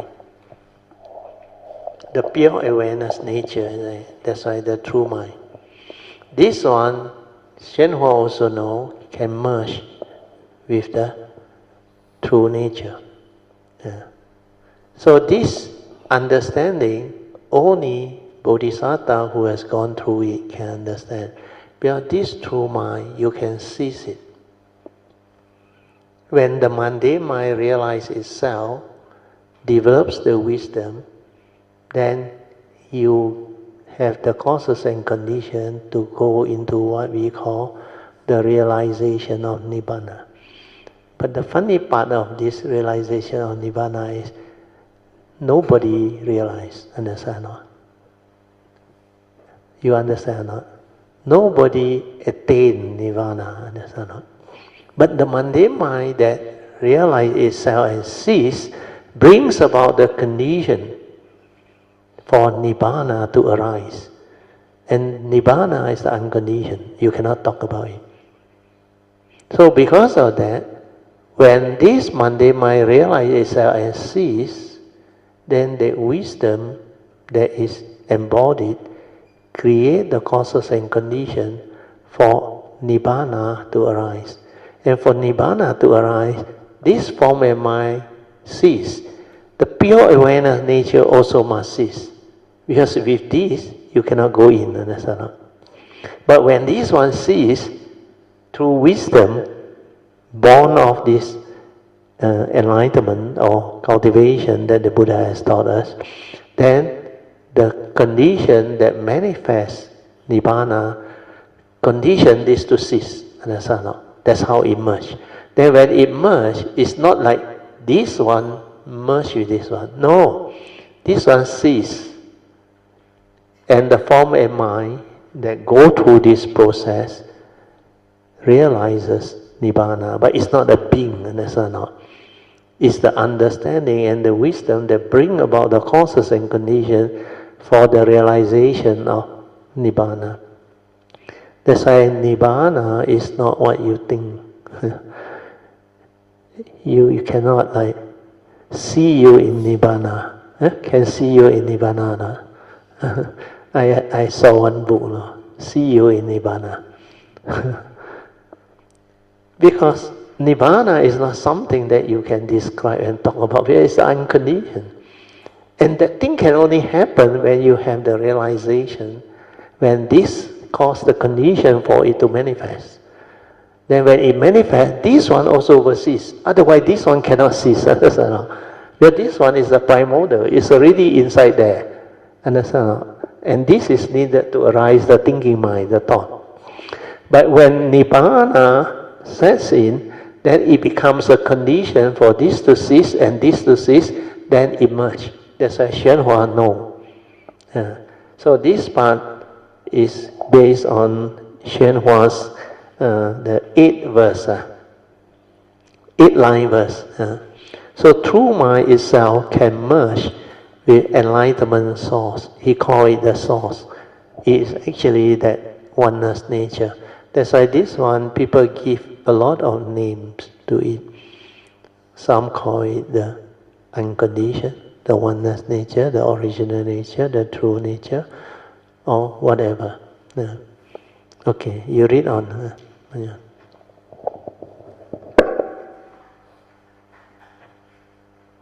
Number 8. A Maha turning around. This is the Prajna board. Part 3 meditation. 3.1 6 hours meditation practice. While reviewing email number 3, what is meditation? Part 2. Brother Teo came across the 6 hours meditation practice as mentioned by one of the participants, and Brother Teo has so kindly explained the 6 hours practices to us as below. The monk that introduces these 6 hour practices is quite a good monk, and his 6 hour method or technique, which he also sometimes terms it as a form of right effort, is quite useful and good if used as an initial skillful means to train and relax the mind. But as in many instances, they thought the 6R is the meditation, hence the problem. This is also the reason why every time when they are doing the 6R, they thought they are meditating. Anyway, the 6 R's as mentioned consist of the following. First R is recognize. To recognize that your mind has been distracted by a distraction, which may be a pain, a wandering thought, or a tension. itchiness or numbness within your body, manifesting as tactile consciousness or at one of the other sense door consciousness. Second R is release, to release the mind from the distraction and letting it be without clinging on or reacting to it. Third R is relax, to relax the tension or tightness or stress within caused by craving in your forehead where there is like a membrane that is being tightened. Fourth R is re-smile. This is to relax the body and mind of all tension and stress within. When you smile, you relax because in order to smile genuinely, there must be a relaxed state of joy and happiness. Fifth R is return, to return to the cultivation of anapanasati, mindfulness of the in and out breath, to train the mundane mind to develop a stable mindfulness leading to heedfulness. Sixth R is repeat, to repeat the above 6R training.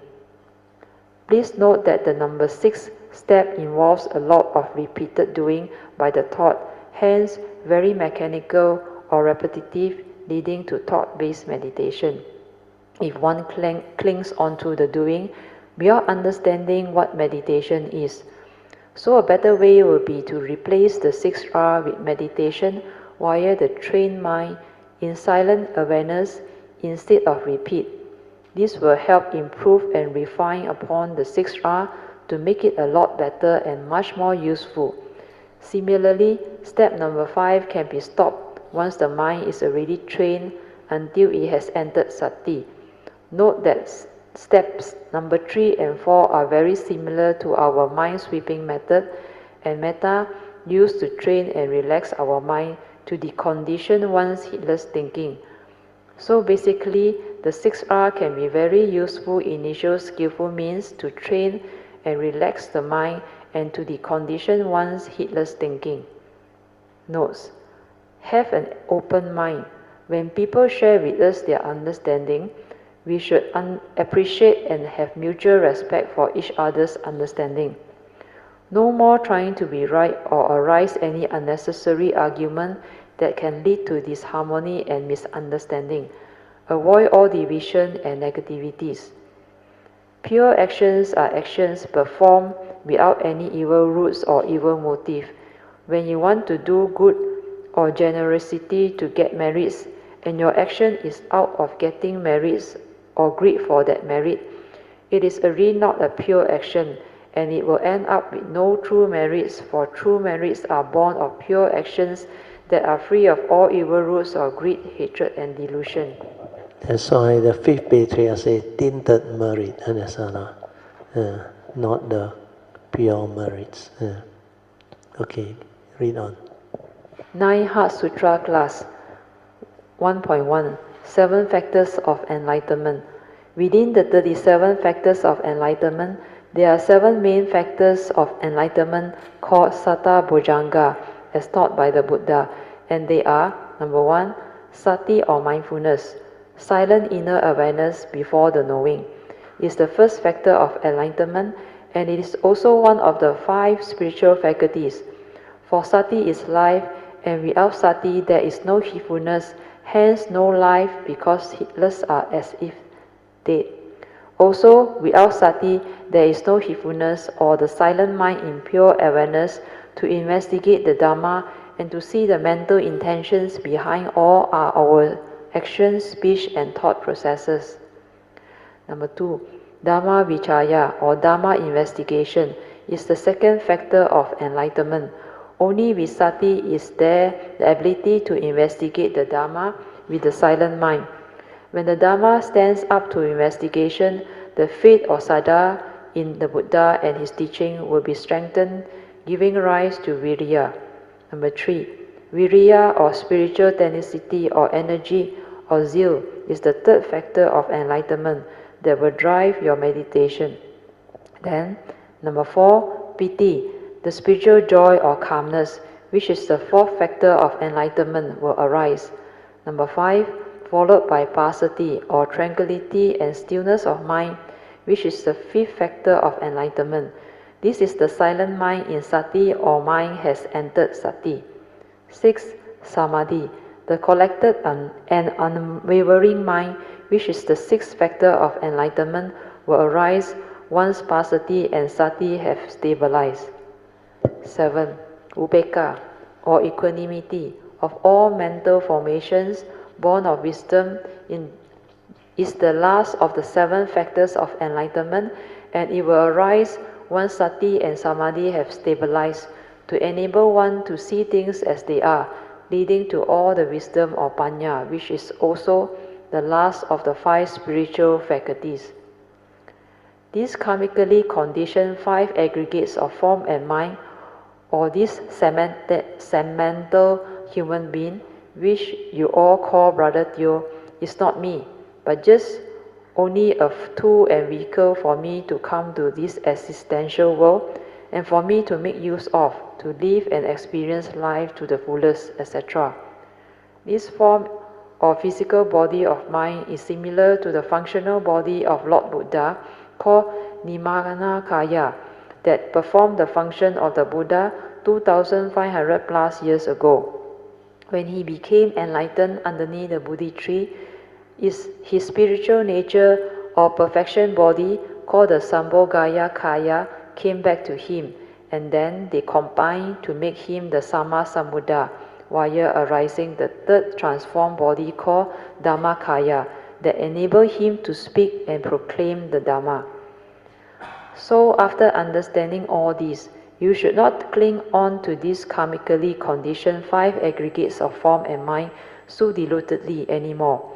And the next time when you argue with your friend or your wife, husband, you will understand that it is just one form and mind with its bundles of memories and its conditionings, views and opinions, etc., arguing with another form and mind, so not so real and not what you think. If you dilutedly cling or grasp onto the 5 aggregates of this form and mind as the I and the me, then you will have what the Buddha called self-delusion or Sakkaya Ditthi. Self-delusion or wrong view with regards to the self will condition your egoic mind and personality to arise, leading to all your selfishness and possessiveness, to own, cling, grasp and possess things, wanting things your way, etc., thereby arising the whole mass of suffering. The Buddha gave 5 very good analogies to clearly explain the empty nature of these 5 aggregates of form and mind. He said, your physical body or form aggregates is like a foam, appears so solid but not so, because if you leave the foam for a while, it's gone after a while. And the feeling aggregate is just like a bubble, arises and passes away so fast. Then the aggregate of perception is just like a mirage you see in the desert, appears so real from afar, but you will realize that it's just a mirage when you come near to it. Then the aggregate of sankhara, or thinking activities of mind, is like peeling a banana tree stem. Layer after layer you peel, finally at the core of it, it is empty, i.e. Sabbe Sankhara Anicca and Anatta. Lastly, the Buddha said, your aggregate of vijnana or consciousness is just like a magician. A magician is also called an illusionist who creates illusion for you to see. Hence, the reason why the Mahayana always said that this world of ours is an illusionary world, a world of consciousness only. So not so real and not what you think. Do wake up and do not be deluded anymore. So this one is very interesting. Sankhara, what is the analogy that the Buddha gave? It's like peeling the banana stem. How many of you have done it? I did it when I was in the primary school. Well, I was asked to do the art subject. So I need to cut the banana stem, then chop on the drawing. Then I curious, when I saw, I got so interested. Then I peel layer after layer. Then I realized at the center nothing, empty. That is the meaning why I say, think also like that, don't think also like that. Understand? Because Sankara, the analogy is like the banana stem. Understand? You think, plan, and you come up with all the what they call analysis, trying to be right and wrong, justification, like Amy say. Then all the planning, scheming, all those things. Ultimately, empty. Understand? Not so real. Not what you think. You yourself don't exist. Then how can other things exist? Understand? Well, it's just a nature's condition. That's why my teacher say, mighty nature rolling by. So when you understand all this, then you will not waste your time to go and do the unnecessary analysis, thinking or reasoning. Don't try to be right and all those things. But always remember, you live in a conditioned world. You cannot be like completely out of the system. Understand? You have to develop the ultimate suchness, seeing or wisdom. And that is the third level of seeing. Understand? Kan san, yu su san. Means when you meet the enlightened one, kan san, pu su san. Yes, agree. You meet the deluded one, kan san, su san. Yeah, san. That's why you got no problem. Understand? Suchness seeing means, although duality not like that. You know what my classmate told me? They know I meditate. Then sometimes during the sharing, I say, not what you think on everything not so real on. Then you know what he said? Not real. Hey, your money, give me lah. So how? He is more smart. Not real doesn't mean I have to give you. Because all these are the conditions arising on. And like the Buddha say, there are 4 types of happiness that you can arise as a lay person. The first type of happiness is what? The happiness of able to earn that living, understand, or that salary through the righteous way. So first time you get your salary, you happy or not? I very happy, I plan to belanja people, but not much money at that time. But I was full of joy, because first time I came out to work and developed the ability to make money. Then what is the second type of joy? No, third one, that one. Loan free is third one.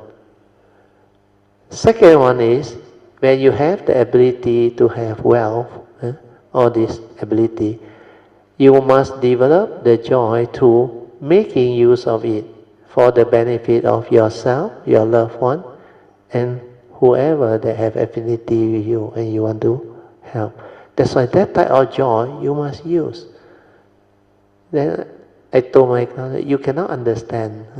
When you understand, you know, money, although not real, but useful. Understand?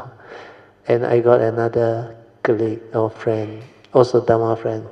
He used to tell me, he said, Brother Teo, I like your Dhamma. He said, I like the way you explain things. He said, but I also have something to share with you, he said, through his experience. Where he also successful, wealthy. He said, whatever problem we have in this world, if money can solve, is it a problem? Because money is not a problem to him. 钱不是问题, so whatever can resolve, you must have the ability to understand, use it, understand? That's why the Buddha, under the third happiness and the fourth happiness, he say, when you are without loan, you have one type of happiness and joy. There are no more problem with financial thing. Then those who borrow from loan shark cannot pay, you know what is the problem. So live a life that is free from that. That is good advice. Then the last one is best. Is live a blameless life, so that the wise one don't blame you. Understand? So if money can resolve, be generous. Understand? When there is an accident, like when my daughter came back from Singapore, he tried to learn to drive my car. For a long time he didn't drive. So he took us to 1U. Atria, sorry, Atria. Then when she was driving, got one vehicle, 4U drive now. I tell you, you may, with the mundane thinking, how can this guy be so healer? He just turned, didn't even want to know that there is a car in front of, and cannot brake, no, bang into my daughter's car. And you know what happened? I just came down and looked at him and said, next time be careful. Don't do this. Because money can solve the problem, and I can do my own repair. If I argue with him, hey, you at the wrong, no. You simply turn. You cannot turn on, and you never look that this is a traffic that we pass. The car that goes straight has priority over you. Then there is a white line and other thing. So of course he says sorry. But for me, I don't want to confront him and make him look stupid and miserable. I just tell him next time be careful, resolve. Then move on. I don't even want him to pay. Understand? I do the repair myself. Then I told Sui, never mind, let things be. She learned after that. Because long time didn't drive. Sure, kena. So if a lot of things, small matter, if money can resolve, you can afford it. Why you want to make a fuss of it? Why you want to make life so difficult for people? You talk about principle, moral, all those things. All these are from the mundane mind, understand? That has all this ideology, understand? Or views, opinion, and conditioning. So from there you act, you create suffering, unnecessary misunderstanding and conflict. So remember this, whatever money can resolve, you can afford it, then it's not a real problem. Just settle it, resolve it. Okay, Manya, continue. 2.1. The three karmic obstacles. Be aware of the three karmic obstacles, and according to Master Hsuanghua, eradication is what the Heart Sutra is capable of doing, i.e., doing away with the three obstacles: the retribution obstacle, the activity obstacle, and the affliction obstacle. Number 1. Retribution obstacle. There are two types. Primary retribution implies karmically conditioned physical body, like the type of DNA coding the physical appearances, Yeah. etc. B. Dependent retribution implies karmically conditioned living conditions or your materialistic inheritance, i.e., born poor or born rich, and where you are born into. You don't have a choice because it is a dependent retribution, but who you marry to, you do have a choice. Do you understand? Who you marry to, important. Don't take care karma without wisdom. You can get yourself in trouble. They say the most dangerous thing is to marry the wrong guy. He can create hell for you and make life really difficult for you. So, karma-wise, you got no choice, understand? Your karma take you here. That's why primary retribution, your DNA, you cannot complain, understand? Then, dependent retribution, you also cannot complain, understand? Why I am not Bill Gates' son? Then you say, last time my mother doesn't know how to tackle Bill Gates. It tackle Bill Gates, I Bill Gates' son. You think so easy? So all this, you must understand. But who you marry, you have a choice. You do have a choice. But the funny thing is, karmic debt, you have to pay. You reap what you sow. Do good because good, do evil because evil. What you do to people, you end up become the victim. That's why you finally, you think you choose, but you never really choose. Karmically, that karmic repercussion come and decide for you. And you end up marrying somebody who come after you for your karmic debt. Oh, that one miserable. And sometimes you give birth to your children. You know what happened? They are your karmic 什么债主啊，什么冤亲债主啊。They come and demand back the karmic debt, no? But because you are the father or the mother, you willingly let them abuse your wealth and all those things. Your last time you plunder them, deceive them, cheat them. Now they come back karmically conditioned, become your children. Then you end up saying, what? No? What can I do? He is my son. So all this, when you understand the Dhamma, the law of karma, is very interesting, and you can avoid them. Okay, another 2 minutes. You better go a bit fast. Number 2, activity obstacle implies karmically conditioned livelihood obstacles, like you have a lot of karmic obstructions while working and living your life. Number 3, affliction obstacle implies karmically conditioned affliction caused by your heedlessness in life. That is, whenever you act, speak or think with an evil mind that has the 3 evil roots of greed, hatred and delusion, then affliction or suffering will follow you like the wheel that follows the hoof. Then Dhammapada verse 1 will take its course. If you want to be happy, then be heedful to train your mind to act, speak and think without the 3 evil roots. Then happiness will follow you like the shadow that never leaves you. Dhammapada verse 2 will then take its course.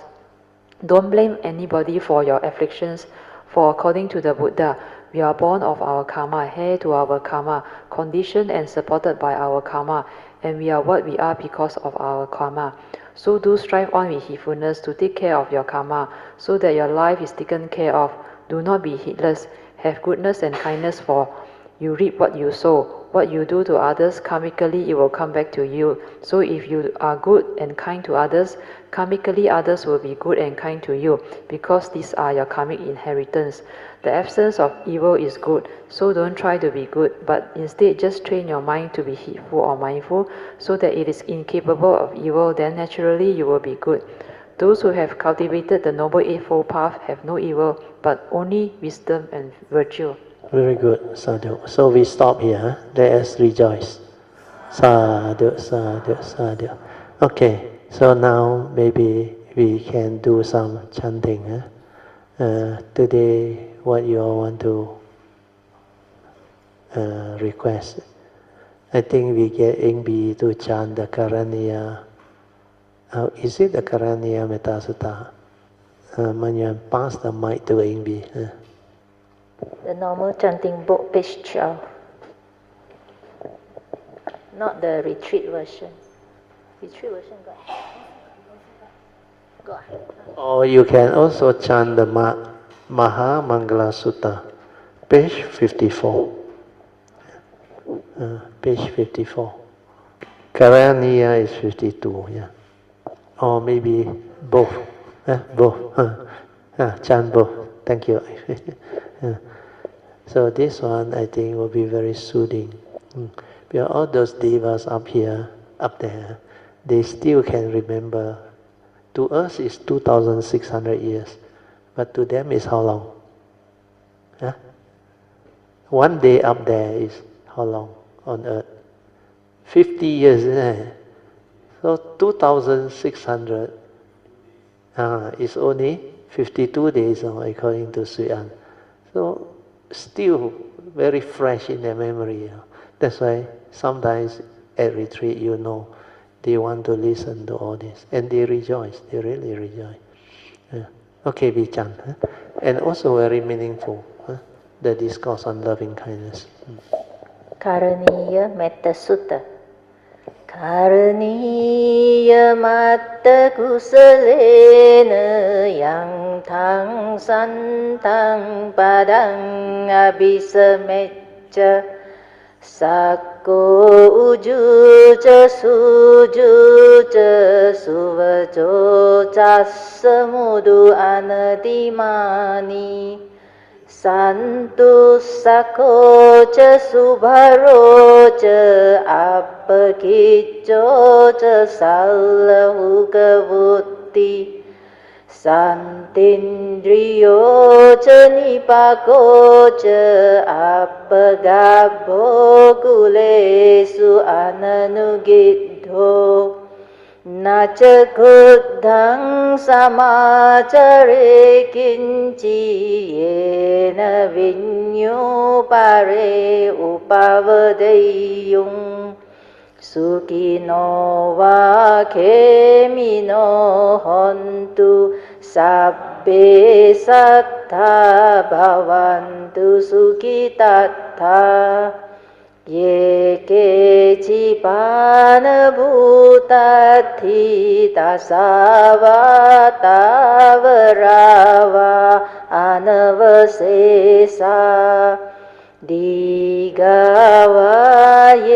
mahantava majjimaraskanukatula Dittavayeva addithaye cadure vasanti avidure Bhutava sambhavesi vasabbe satta bhavantu sukhitatta Naparo parang nikubbeta nati manyeta katta cinang kanci Vyarosana patigasanya nanya manyasa dukkha micceya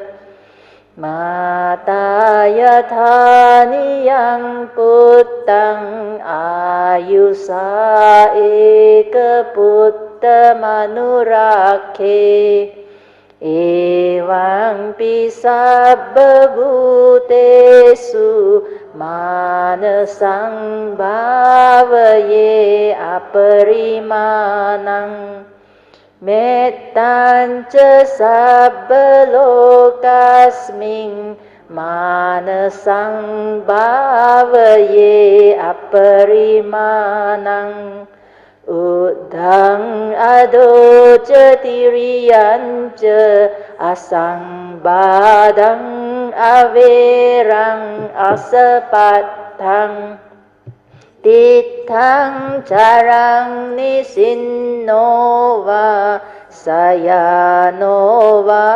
yavatassa vigatamiddo Etang sating aditeya brahma metang viharang idamahu Dittinca anupagamma silavadasanena sampanno Kamesu vineya gedang Nahi jatu gabbaseyang punareti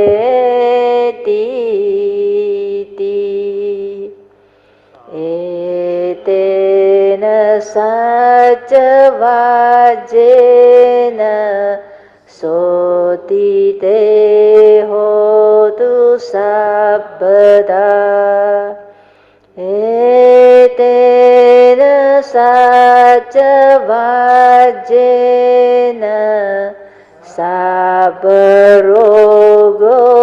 vinasatu Etena saca vajena hotu te jaya manggalang Sadhu, sadhu, sadhu. Discourse on the highest blessing. This one also very good. Because during the Buddha's time there was a devas. On behalf of the devas, they came and asked the Buddha, what constitutes the highest blessing? That's why this Mangala Sutta is on the highest blessing. Now we let AB recite. Then if you want to understand, you'll read the English translation. and ask yourself, how many of these you have developed so that you can have the highest blessing. That will tell very clearly what your past karmic is. And the first time when I saw this sutta, when I read it, you know what happened? I was shocked. No? How come everyone and there is described there? I already realized it and have it. Oh, sadhu, sadhu, sadhu. That's why this like my nature come like very blessed one. No? Everything go the way it's supposed to be, and like I say, I didn't do anything. I just accord and flow. So what happened is, all of this has been developed with understanding through my vows, through my adhitan and all those things. That's why all this can happen. So understanding is very important. Okay, now we chant.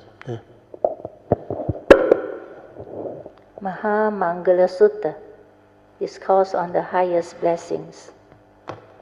Evang me sutang ekang samayang bhagava savatiyang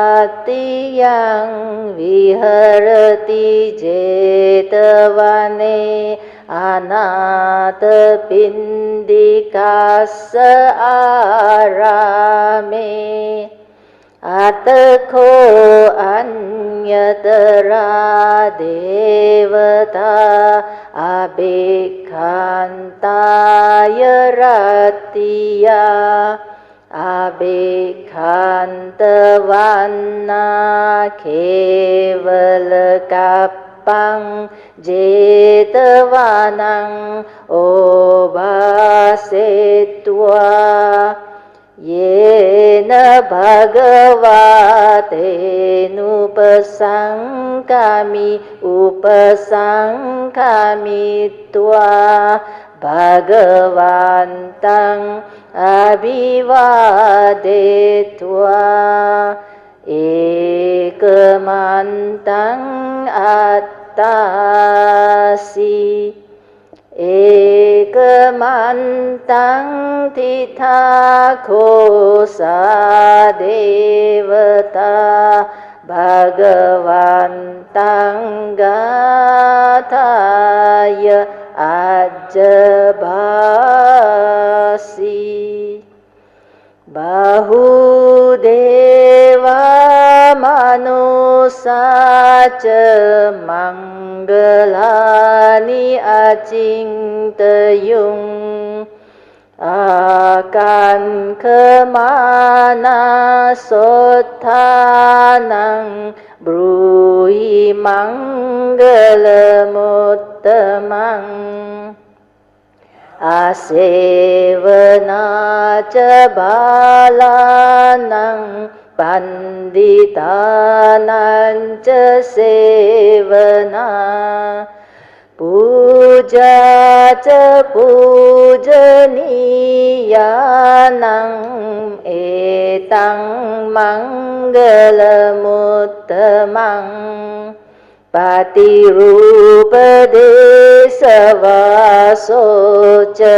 pubbeca kata punyata Atta samma panidhica etang manggalamuttamang Bahu saccanca Panca vinayo ca susikkito subhasita ca yavaca etang manggalamuttamang mata pitu upathanang putta darasa sanggaho Anakula ca khammanta etang manggalamuttamang Danan ca dhammacariya ca nyatakanan ca sanggaho Anavajjani kammani etang mangalamuttamang Arati virati papa majjapana ca sangyamo Appamado ca dhammesu etang mangalamuttamang Garavo ca nivato ca santutti ca katanyuta Kalena dhamma savanang etang mangalamuttamang Khanti ca sovacasata samananan ca dasanang Kalena dhamma sakacca etang mangalamuttamang Tapo ca brahmacariyan ca ariya saccana dasanang Nibbana saccikiriya ca etang mangalamuttamang Puttassa loka dhammehi cittang yasana kampati Asokang virajang khemang etang mangalamuttamang Etadisani katwana sabbatama parajita Sabbatta sotting gachanti tang te sang mangalamuttamanti Etena saca vajena hotu te jaya manggalang Etena saca vajena hotu te jaya manggalang Etena saca vajena hotu te jaya manggalang Sadhu, sadhu, sadhu. Okay, thank you so much, Sister Ingvi, for the very good chanting. You all can feel the vibration, very different, the way she chants. And this is because she has this, what they call past training. She liked the chanting. And this like come very natural to her. And she will develop it. That's why whatever you develop as skill in the past, then when you have the passion, it will come to you. Even musician, talented people, same. Then if you are a genuine cultivator and you like the Dhamma, this Dhamma thing will dawn on you. Then when you come, you pick up all these things very fast. That's why the law of karma, you have to believe and understand. You reap what you sow. Do you know why this like I come? I can understand all this and receive all this truth and transform so fast. First, of course, affinity order, great beings and cultivator. The second one is my own karmic manifestation. Well, the way I share and the way I give is also very penetrative and very fast one. So if you can give like that, when you come, you will receive them the same. That's why a lot of these so-called teacher or the guide that taught me, I never really learned the real teaching from them. I only need a small part of what they understand and need, that one. When I met them or when I hear the truth, I just understand and receive it. That's why it's so penetrative. So when you have the faith, when you have the sincerity, and you listen attentively, you can awaken.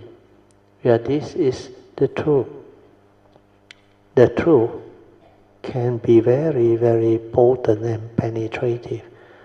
That's why for those who have the past, they receive very fast, they awaken very fast. Even recently you see the video, short video, the Dhamma website. So many people I don't know, they just get interested and come. It cannot be for no reason they come. That's you have your past, your affinity, and the causes and conditions behind.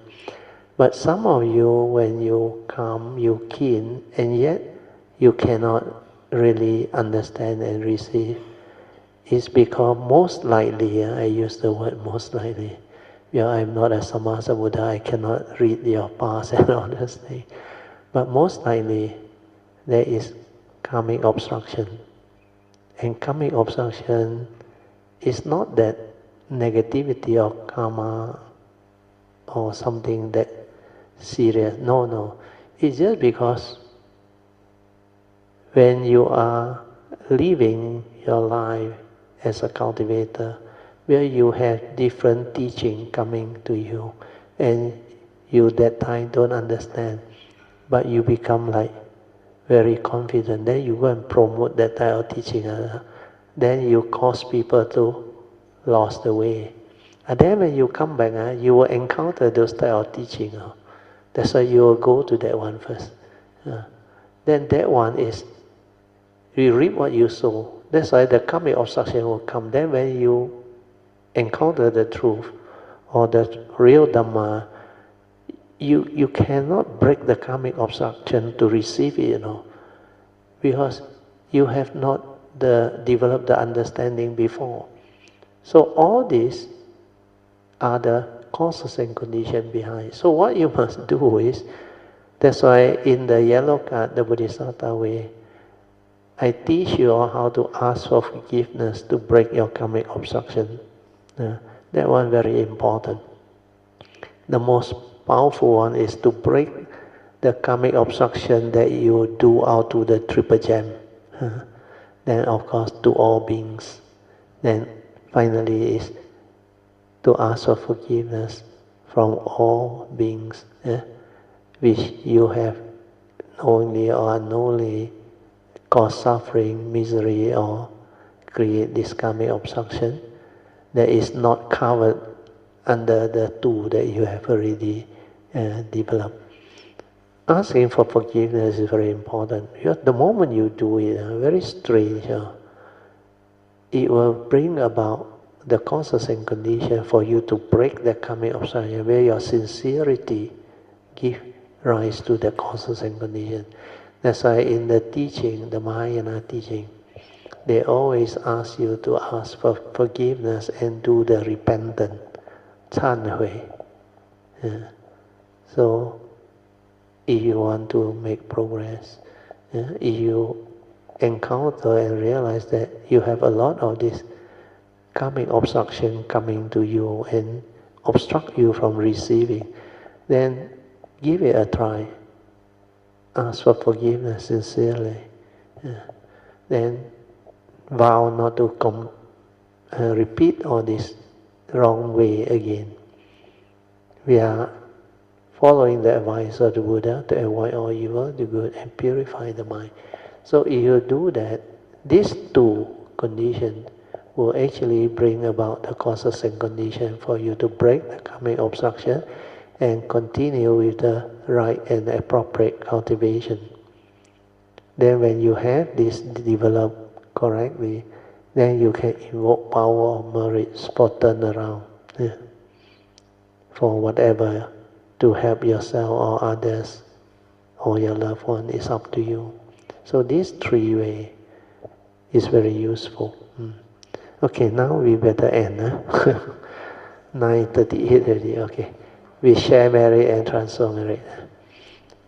Akasata cha bhumata devanaga mahindika punyantang anumoditoa cirang rakantu loka sasana itawata camehi sampadan punya sampadan sabbe deva anumodantu sabba sampati siddhya idang me nyatinang hotu sukhita hontu nyateyo idang me nyatinang hotu sukhita hontu nyateyo idang me nyatinang hotu sukhita hontu nyateyo devo asatukalena sasa sampati heto cha fito bhavatu loko cha raja bhavatu dhammiko imina punyang kamena mame bala samagamo satang samagamo hotu yawa nivana patiya sadhu sadhu sadhu. Okay, now you can pay respect mindfully to Lord Buddha, Guanyin Bodhisattva and all the worthy ones. Then we end. Sadhu. Okay, dear, before we call it a day, shall we pay respect to our teacher Bratio and the Triple Gem? Bow. Bow. Bow.